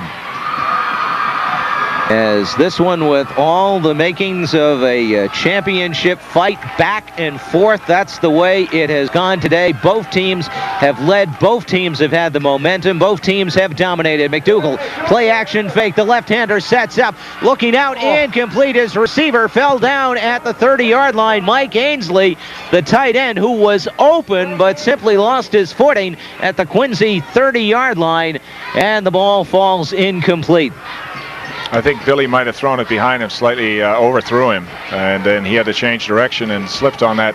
What has become a hard field, especially around the middle, Charlie, with all the dig up there. The turf is sort of disintegrated around the middle of the field. Both these squads using this as a home field throughout the course of the year. So it is in great shape, though. Despite all that, it's in good condition. But as we say, with 35 to 40 degrees, a little bit hard. And now McDougall from the shotgun takes a hard snap, rolls out, looking, throwing, and for Sullivan, incomplete. They say incomplete at the 45-yard line. Would have been gain of just a couple of yards anyway. So now North Quincy with 4th down. They have been unsuccessful twice in a row offensively, and they'll be forced to punt it away with 7:29, and now the offense has been unable to do it the last 2 times. The defense has to make a stand for North Quincy, as McDonough will get this one away from about his own 40-yard line. O'Brien and Mealy go out for Quincy, set to receive McDonough's punt. Awaiting the snap from center, gets a good one. It's a floater, gets it away. Not a good punt. And it's going to go out of bounds at the Quincy 40-yard line, so the Presidents will have good field position at their own 40-yard line. 1st and 10 with 7:21 to go in the game. 29-21. The Quincy Presidents leading the North Quincy Red Raiders. Well, Charlie, as you stated, that the loss of, and both you and John, Ryan Craig's loss has, I think, psychologically had a devastating effect on the kids from the North Quincy squad. Nothing seems to be going right for them. Billy McDougall's a little off in his passing, and it's just, I think, a little bit of head hanging there. But Red Raiders should pick it up now. This is the series where they've got to come through with their defense. The defense has to do it. Dennett goes in motion out of the backfield. Handoff to Peter Oliveri, straight ahead, churning his way for about 4 yards to the 44-yard line. Sean McDonough making the stop for North Quincy. It'll be 2nd down. And also on the coverage for the North Quincy Red Raiders, Jeff Sullivan. So the ball spotted just shy of the 45-yard line as Chris Noble looking to put this ball game away, in the North Quincy defense trying to stop him. Dennett goes in motion out of the backfield. Handoff to Oliveri. He was in motion, no doubt about it. So this is going to come back, the ball into North territory. It would have been a 1st down, but it's going to come back on illegal motion. Oliveri stepped off clearly before the ball was snapped. So it's going to come back in a break for North Quincy. First penalty of the day against Quincy. And that's an indication right there. Jack Raymer had his kids ready mentally for this one. They have just played as perfect a game as I have seen them play all year. The Presidents have. So the ball goes back to the original line of scrimmage, the 39-yard line. It'll be 2nd down again, but now 2nd down and 10. Twin receivers are right, backs in a wide split. Noble under center. He drops straight back. Looks like he's setting up a screen. Complete to Dennett. He's to the 40, 45, 50, into North Quincy territory and down to the 45-yard line. 15-yard pickup.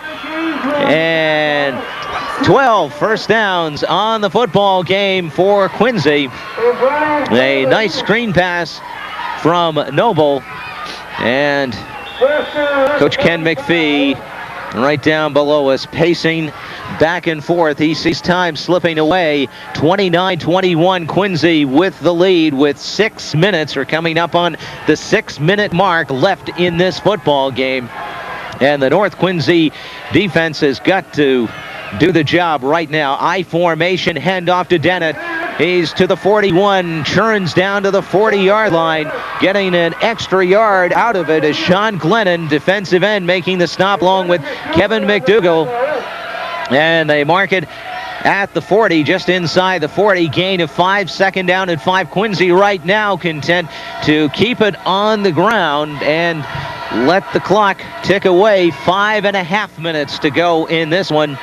As we've mentioned several times, Ryan Craig has not played in this half. Possible concussion. He's being examined at Quincy City Hospital. Dennett in motion, right side. Handoff to Peter Oliveri. He's down to about the 36-yard line as Glennon and Joyce McDougall. Kevin McDougall making a stop for North Quincy. He is shy of first down yardage. It'll be 3rd and a couple. We have under 5 minutes to go in the football game. Mark Mulvaney, defensive coordinator for the North Quincy Red Raiders, giving the hand signals to his defense on 3rd and a yard. Noble under center. Dennett goes in motion the left half. Noble quarterback keeper straight ahead. He's got the first down and more down to the 30-yard line, near the 30. He needed 1. He got close to 5 yards. And Mike Ainsley making the stop. Bob, the Quincy offensive line has played quite a football game this morning. Right from the start, Charlie. That's one, if there's any unit on the field from both teams today that has stayed that way from start to finish, well, we haven't finished yet. The offensive line of the Presidents, that's Morrison, including that Jody Beauchamp, is just a valuable acquisition for them because he's a heck of a blocker as well as a good receiver. I formation. Receivers to the right, the pitch to Dennett, straight ahead, and he's to the 30, just about a yard as he was tripped up at the line of scrimmage as Alex Mallacy. On the stop for North Quincy, Sullivan also in to help out. It'll be second down. They give him about a yard, so call it 2nd and 9 from just inside the North Quincy 30-yard line. Quincy moving from right to left here in the 4th quarter as they are defending the south goal. Noble takes his time, now goes under center. Dennett again, the left half goes in motion right side. Handoff to Oliveri, straight ahead, 25, 20 inside the 20, and down to the 19-yard line goes Peter Oliveri. That'll be another Quincy first down. That'll be the 14th first down of the football game for the Presidents. The ball spotted at the 18-yard line of North Quincy with 3:25 to go in this football game. Donnie Hamilton in at center now for the Presidents, and in there making a few snaps. Tony Madden was in there earlier, but let's give these offensive linemen some billboarding here. Tom Morrill, Brian Morris, Dave Zubkowska, Joe Baker. Offensive wall for Quincy. Some movement in that North Quincy line trying to dry Quincy off. They do not. Dennett has it inside the 15 to the 14-yard line. Goes Jim Dennett, who has 1,100 total yards this year between running and receiving. And on the stop for the North Quincy Red Raiders, Brian Tobin making that tackle. The ball at the 15-yard line. 2 minutes and 40 seconds. Quincy has kept it on the ground in this drive, and they have come up with the yardage as the North Quincy defense has been unable to stop Quincy. Dennett goes in motion. Now Noble rolls out of the pocket looking to throw, throwing it, and it is intercepted by Mike Ainsley of the Red Raiders and returns it to the 14-yard line as Noble clearly underthrew his intended receiver, and North Quincy will have it 1st and 10 at their own 14-yard line with 2:20 to go in the football game. Ainsley stepping up in front of the intended receiver on probably the worst thrown ball that Chris Noble has had all day. No question, Charles. His 15th attempt, and he completed 9 of them, but he just totally underthrew that one. So now North Quincy with 2:20. They've got a long way to go, and they trail by 8. McDougal from the shotgun. 2 receivers right side. Rolling out. Looking to throw. The left-hander throws complete to his brother Kevin at the 25-yard line. It'll be a gain of about 8 yards for Kevin McDougal. See, they mark it at the 25. It'd be a gain of 11 yards. It's a first down for North Quincy at their own 25-yard line. And that's the 9th first down of the game for the Red Raiders. And they've got to put it up in the air. McDougal and Baker are the receivers. McDougal looking for his brother, complete to the 30, to the 35-yard line, and out of bounds up close to another first down. Out of bounds to stop the clock. Good strategy, Charlie. It is a first down. Grant and Mealy on the coverage for Quincy with 1:54 to go in this football game. Quincy with a 29-21 lead. 8 points. North Quincy will need a touchdown and 2 to tie it up. Billy. Last year's game, of course, wound up in a 14-14 tie. Right now, that's what North Quincy, unless they score, get the 2 and get the ball back. Now McDougal in the shotgun. He has receivers both sides. Flags are down, and now they whistle the play dead. That stops the clock with 1:54 to go. And illegal procedure is the call against North Quincy. So this is going to come back. 5th penalty of the football game. And they marks it back at the 31-yard line. And now North Quincy's going to call time with 1:51 to go in the football game. It's Quincy 29, North Quincy 21. The holidays are just around the corner, so now's the time to let Kent's Carpetland make your home beautiful with their special on Anso V stain-resistant carpet. Kent's Carpetland is happy to show you their stunning color selection of Anso V worry-free carpet. With all your holiday entertaining, you'll have the confidence to know that spots will come right off, that the Anso V static and resistant carpet will look beautiful for years. Visit Kent's Carpetland today at Accord Park in Norwell, on Quincy Shore Drive in Quincy, and in Hyannis. Take advantage of the special savings Kent's Carpetland has to offer on the Allied Carpet Anso V worry-free carpet. Well, we're back here in the second half of action here. Quincy, North Quincy. And the Presidents now holding a 29-21 advantage over the Red Raiders. Their first interception of the game thrown by Chris Noble. He's completed 9 out of 15 passes, and this is setting up last desperation drive with under 2 minutes to play. Bill McDougal at the helm. 2 11-yard completions for 2 first downs. They're moving up, just having been penalized for illegal motion, back 5 yards now. They get the down over 1st and 15 from their own 31-yard line. Charlie? McDougal from the shotgun. Now we have backup quarterback in for North Quincy, Jim Bryan, and we get another penalty called. This will offside legal procedure against North Quincy. Jim Bryan came in at quarterback earlier this year when Bill McDougal was shaken up with injuries, and Bryan did a pretty fair job, and Coach Ken McPhee going to him right now feeling he is the better passer. So Bryan in at quarterback for the North Quincy Red Raiders. And I think we'll probably see Bill McDougal. Now let's see. Okay, McDougal is coming back in. I was going to say, when Bryan came in earlier this year, McDougal moved back out to wide receiver, but Bryan is off. McDougal back in at quarterback. It's 1st and 20 for North Quincy. The line of scrimmage, their own 26-yard line. McDougal takes the snap. Looking, setting up, rushes on, has it incomplete. He tried to hit Tim Baker at the 40-yard line. Grant on the coverage for Quincy.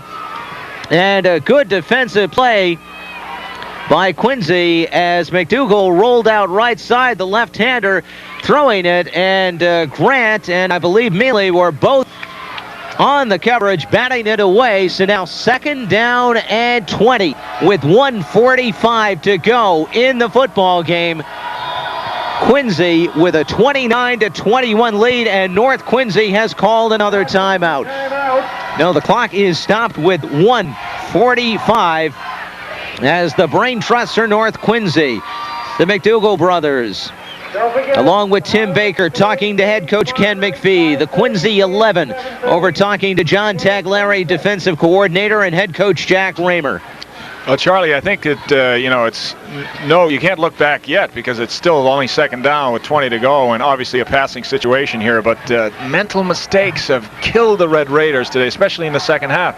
They've had a roughing the passer call that helped keep alive a Quincy drive back on their first possession when they did knock the ball through for their score here to start the halftime, the half scoring here. The Red Raiders haven't been able to get anything going all this half, and it's just a question of mental discipline. I think Kenny McPhee is probably a little bit upset about that right now. There's two motion calls right in a row. That hurts. So now McDougal on 2nd and 20 takes the snap, rolls out looking long, has receivers, and it is batted up and around and incomplete. In and out of the hands of, I believe, Dan Gilmartin for North Quincy. He looked like he had it. He hit the ground and it popped loose. A good job in concentration there, as you see on the replay, that is just a little bit shy of staying in his hands. Good defensive coverage there.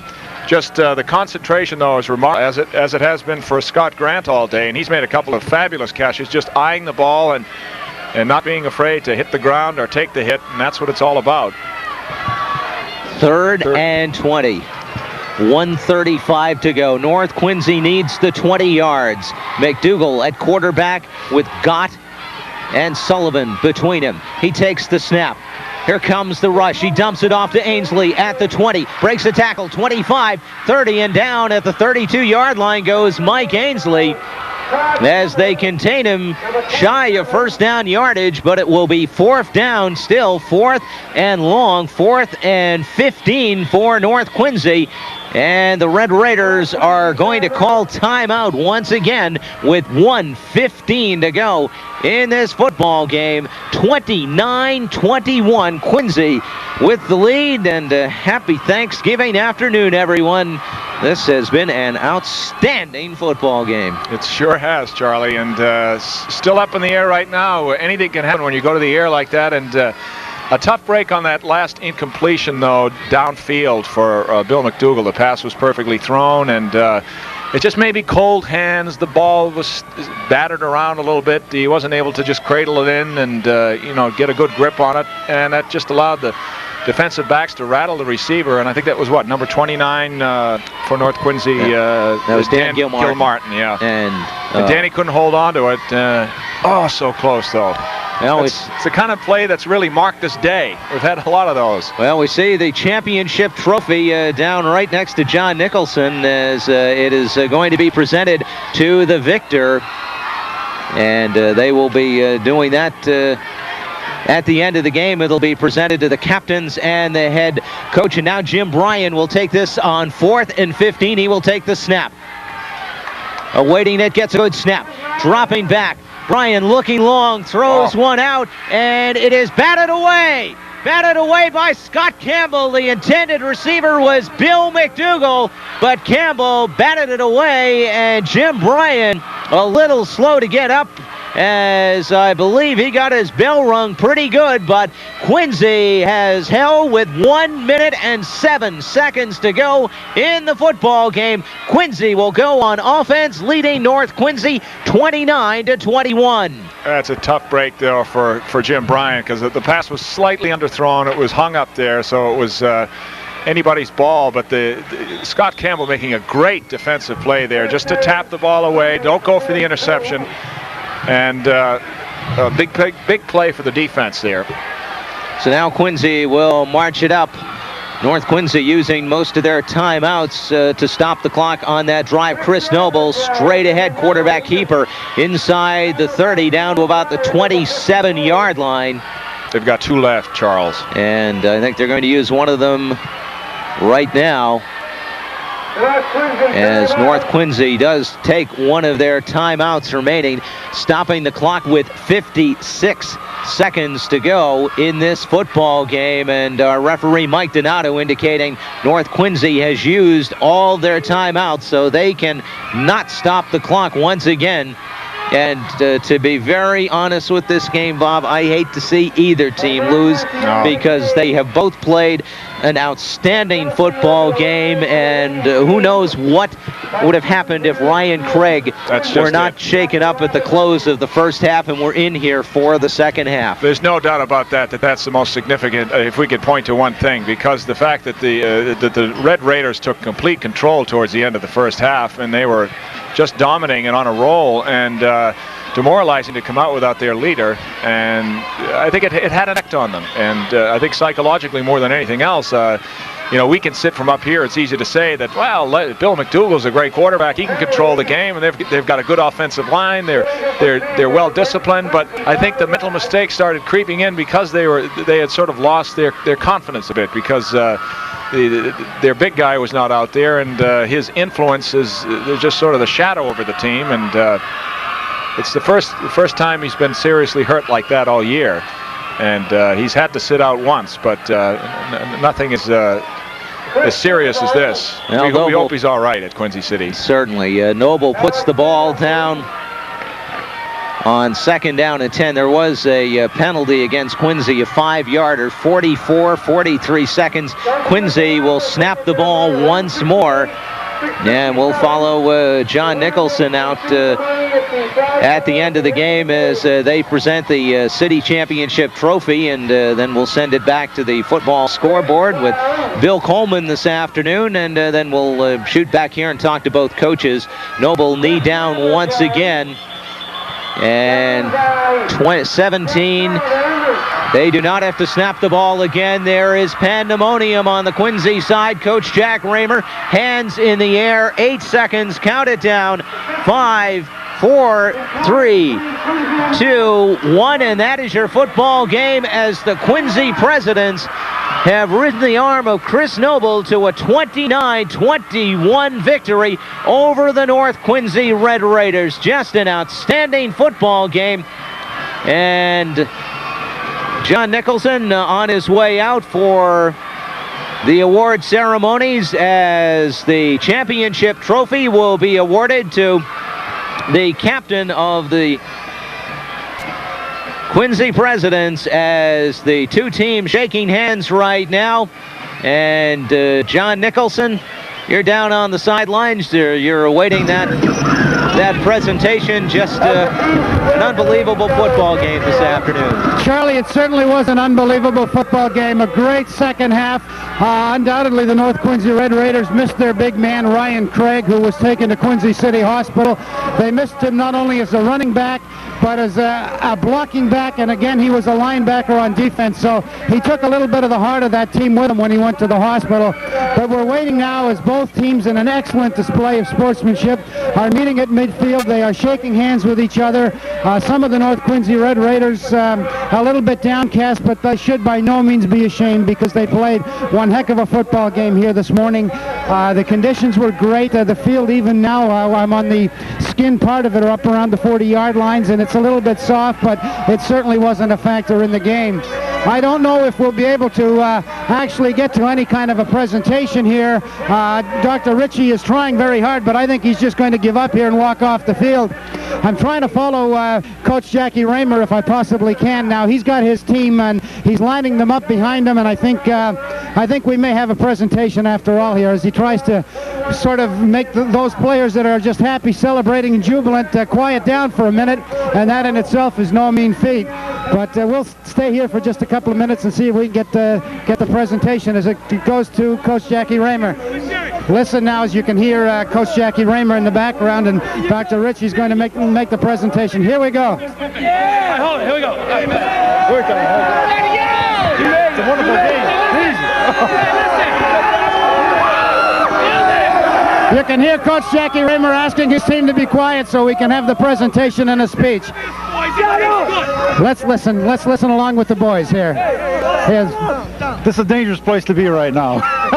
That was a tremendous game, guys, and it's too bad that one school has to win, one school can't win, but it's great that you guys won. He said, no, it isn't. He gets it back. You guys have done a wonderful job. Last year was my first game here. I saw a tie game. The last 4 years, you can see that the games are very, very close. 14-12, 7-6, 24-7, and 14-14 last year. It's a great 21-28, right? Yeah. Okay, guys, who gets the trophy? I get it. Okay, Jackie. Thank you very much. There was no question who was going to get the trophy. It was going to go to Coach Jack Raymer, and he is holding high above his head. And I'll just try to get out of this for a little bit and see if, Charlie, if you want to hold it down here, I'll see if I can get a couple of words from Coach Jackie Raymer as he walks off into the locker room. And I know you want to interview him later, but maybe we can get a quick word with him right now. So if I can just spot him here amongst all the people that are here. Yeah, here's Jack right now. See if we can get a quick word from victorious Coach Jack Raymer of the Quincy Presidents, as he hugs his wife now and he gets a kiss from his daughter. Jackie, can we get just a quick word from you now? Well, it's the greatest feeling for me and for the kids, and it was a great game, and I give credit North. But my kids just were the underdogs all year. We thought we had a better record, but geez, I'll tell you, I love these kids, and this trophy has been a long time away from Quincy, so we're proud to bring it back. Jack, thanks a lot. We'll see you on the scoreboard show. Charlie will talk to you. A very emotional winning coach, Jackie Raymer from the Quincy Presidents, and we'll see, Charlie, if I can walk over here just a little bit and see if I can spot Coach Ken McPhee from the... John, Ken has gone into the locker room. We did see him do that, so he has gone into the locker room. All right, well, in that case, I think we'll send it up to you and Bob, and you can wrap it up and send it back to Bill Coleman on the scoreboard. And come on down here and join me, and we'll talk to both coaches. All right, thank you, John. We will do that. And I'm looking at the North Quincy players along the bench. They are watching Quincy celebrate right now, but in the spirit of the city championship game, they are true gentlemen, and their day will come another day. John? Yeah, Charlie, they do seem to be a little downcast, but as I said before, they should in no way be ashamed. They played a great game. They missed in the second half, Ryan Craig, as you and Bob have pointed out, and they are sort of mingling here at the moment, just a little bit downcast, but again, by no means should they be ashamed. They put out a heck of a game. It was a great game to see. Being down here on the field, I had an opportunity to see some of the hitting. It was just a very, very hard-fought game. Well, John, it's tough, I think, particularly on the seniors down there. You can tell the ones who are sitting down. I'm looking through the roster. Most of them who are downcast are the kids who will be graduating, and it might be the last time they put on, certainly is the last time they put on the red hat, and maybe the last football game they play. So it's real tough to finish like that, but they have to, it's tough to say it right now, but if you look back over the season, they finished 6-4. It was a good, strong outing, a good campaign, and they've got a lot to be proud of. So they lose the game to their rivals, but Kenny McPhee, I'm sure, is a little upset now because he wasn't able to get his best player back in there, and that hurt his strategy. But he's in there in the locker room right now, John. You can't get to him because he's just, I think, trying to console some of his players and tell them to keep their heads up because they have a minutes, and we'll come back and get him on the scoreboard show. Okay. That's it here from Veterans Memorial Stadium in Quincy as the crowd files out again. Our final score here from the stadium: the Presidents of Quincy 29, the Red Raiders of North Quincy 21. Let's go back now to our studio.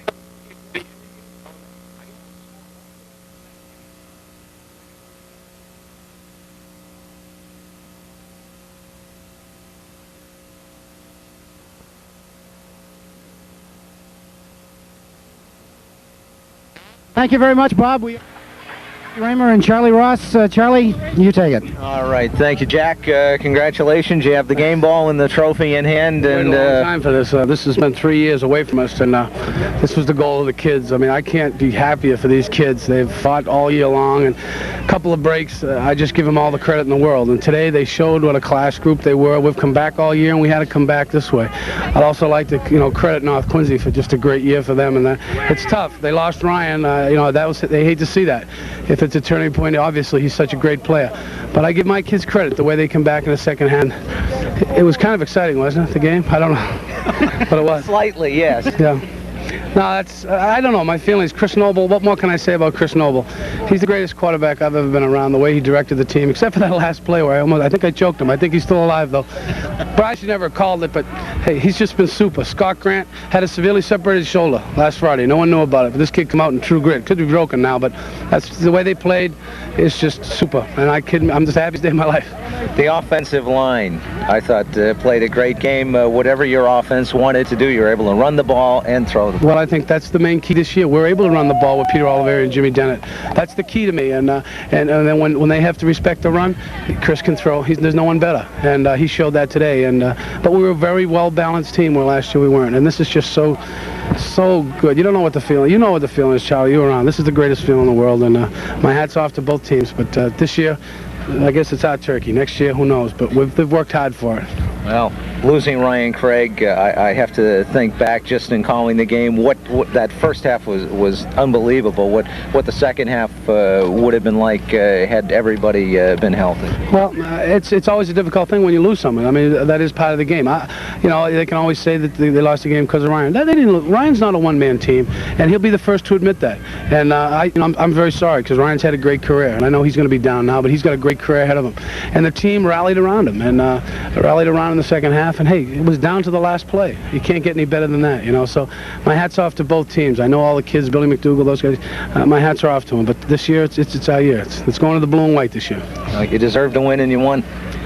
Yeah, I think we deserved to win. It didn't surprise me. I was very confident in my team, and I knew coming in they can call us underdogs, but I didn't think we were underdogs. I felt the way we played all year against a tough schedule, I thought that we could play with anybody. So this doesn't surprise me at all. Jack, congratulations. It's going to be a good ride back home, and yeah, we may go by way of the Mystic River Bridge, maybe. I'll take the kids. I don't know. You'll get home about Saturday morning. Yeah, Saturday morning. As long as I'm in school Monday, that's all that counts. Congratulations, okay. Jack. Thank you, all right. Jack Raymer, head coach of Quincy High School, and perhaps we can get a hold of Coach Ken McPhee. John, I'll tell you what, I will hold on to this and see if you can get Coach Ken McPhee to come over. Just an impressive game, Bob and Bill. It was a game that could have gone either way. Certainly the injury to Ryan Craig, that made a big difference as he was shaken up in the closing moments of that first half and did not play the second half. Coach Ken McPhee coming this way now. John Nicholson bringing him over, and Coach, the mood certainly a disappointed one, but still this was a great effort for North Quincy. Yeah, I thought the kids played well. It's a tough way to lose. You lose a running back like Ryan Craig, and it hurts you, but yeah, I thought that some of our calls went a little bit awry. I thought there was a couple of things that could have been called that weren't, and I hate to be a sour grape guy. I've never been one, but gee, when you get a blatant interference call that's not called, I just can't understand it. It's just that I hate to see officials have an impact on a game like they had. And give credit to Quincy. They got a heck of a football team, and Jackie's done a great job bringing these kids back. And we'll be back. It's no question that our kids have seen the light. This is not an easy game to win. We thought we were in a good position, and we just turned the ball over when we shouldn't, and didn't pick up the big plays when we had them. So give credit to Quincy. They played well. The offense, it really looked in that second half that the offense, especially Mr. Ryan Craig, we were talking about it upstairs, missed his blocking ability in the backfield. Well, Ryan does so many great things. He's such a multifaceted person. He just doesn't take the football and run with it. He takes pride in the way he blocks people. He takes pride in the way he catches the ball. And he's a threat. I mean, you take a kid like that out of your backfield, and they don't respect the offense as much. So, I thought that hurt us. But again, we were ahead going into the half. You should be able to come back and win those. And although we got a couple of bad calls, what I felt bad calls, you should be able to come back from those too. So, it's a tough way to lose. It's certainly not a nice day for me and for our kids. I feel bad for my seniors, the greatest group of kids I've ever had. And we're losing some good ones, but we'll be back. Well, Ken, congratulations. It's difficult for me to stand and talk to the losing coach because I root for both you guys during the year, and it's so difficult to see one win and one lose. But there are other years, and you know how well Jack has been in this situation, and you've been in the winning situation. So there's always next year, but a great season for North Quincy, and we'll look back upon that. Well, you know, our kids did do well. We were ranked number 10 coming into this game, and if we'd won it, we would have been ranked a little bit higher. It would have been a nice way for these seniors to end their career. But that's what this game's all about. It was a great game. It was indicative of the score. It was both ways. Both people played hard, and give them credit. They did a nice job. Ken, thank you for talking with us, and we'll see you next year. Maybe. Coach Ken McPhee speaking with us as Quincy with a 29-21 victory over the North Quincy Red Raiders. And John, your final thoughts? Well, Charlie, it was a great game. It started off as a super game. There were a lot of momentum swings in the game as the ball changed hands and each team scored the first time they had the ball. Started off a little slower in the second half, but it was a very exciting game. It went right down to the last minute. It could have gone either way there, too. Very definitely. I'd like to, while we just have a moment, thank some people, Ed Fiddler, Keith Nickerson, and the crew from Continental Cable. Just a superb job, and you'll see the game tonight at 7 o'clock on Channel 3. Some replays in there and everything. I want to thank Bob Riley for a super job, along with Ed Donahue this year in doing the games, and John Nicholson for one game, and Paul Gagnon back at our Quincy studio, along with Bill Coleman and Al DeTullio doing a great job. John? Charlie, before we sign off, I'd like to pass along our condolences to a good friend of yours and mine, Charlie Bergeron, who was the voice of the Brockton Boxers. He lost his dad the other day, and you have our sympathies, Charlie, and our thoughts are with you. All right, and we will end on that. Once again from the stadium, it's 29-21 as the Quincy Presidents defeat the North Quincy Red Raiders. Bob Riley will send it back up to you in the press box. Thanks.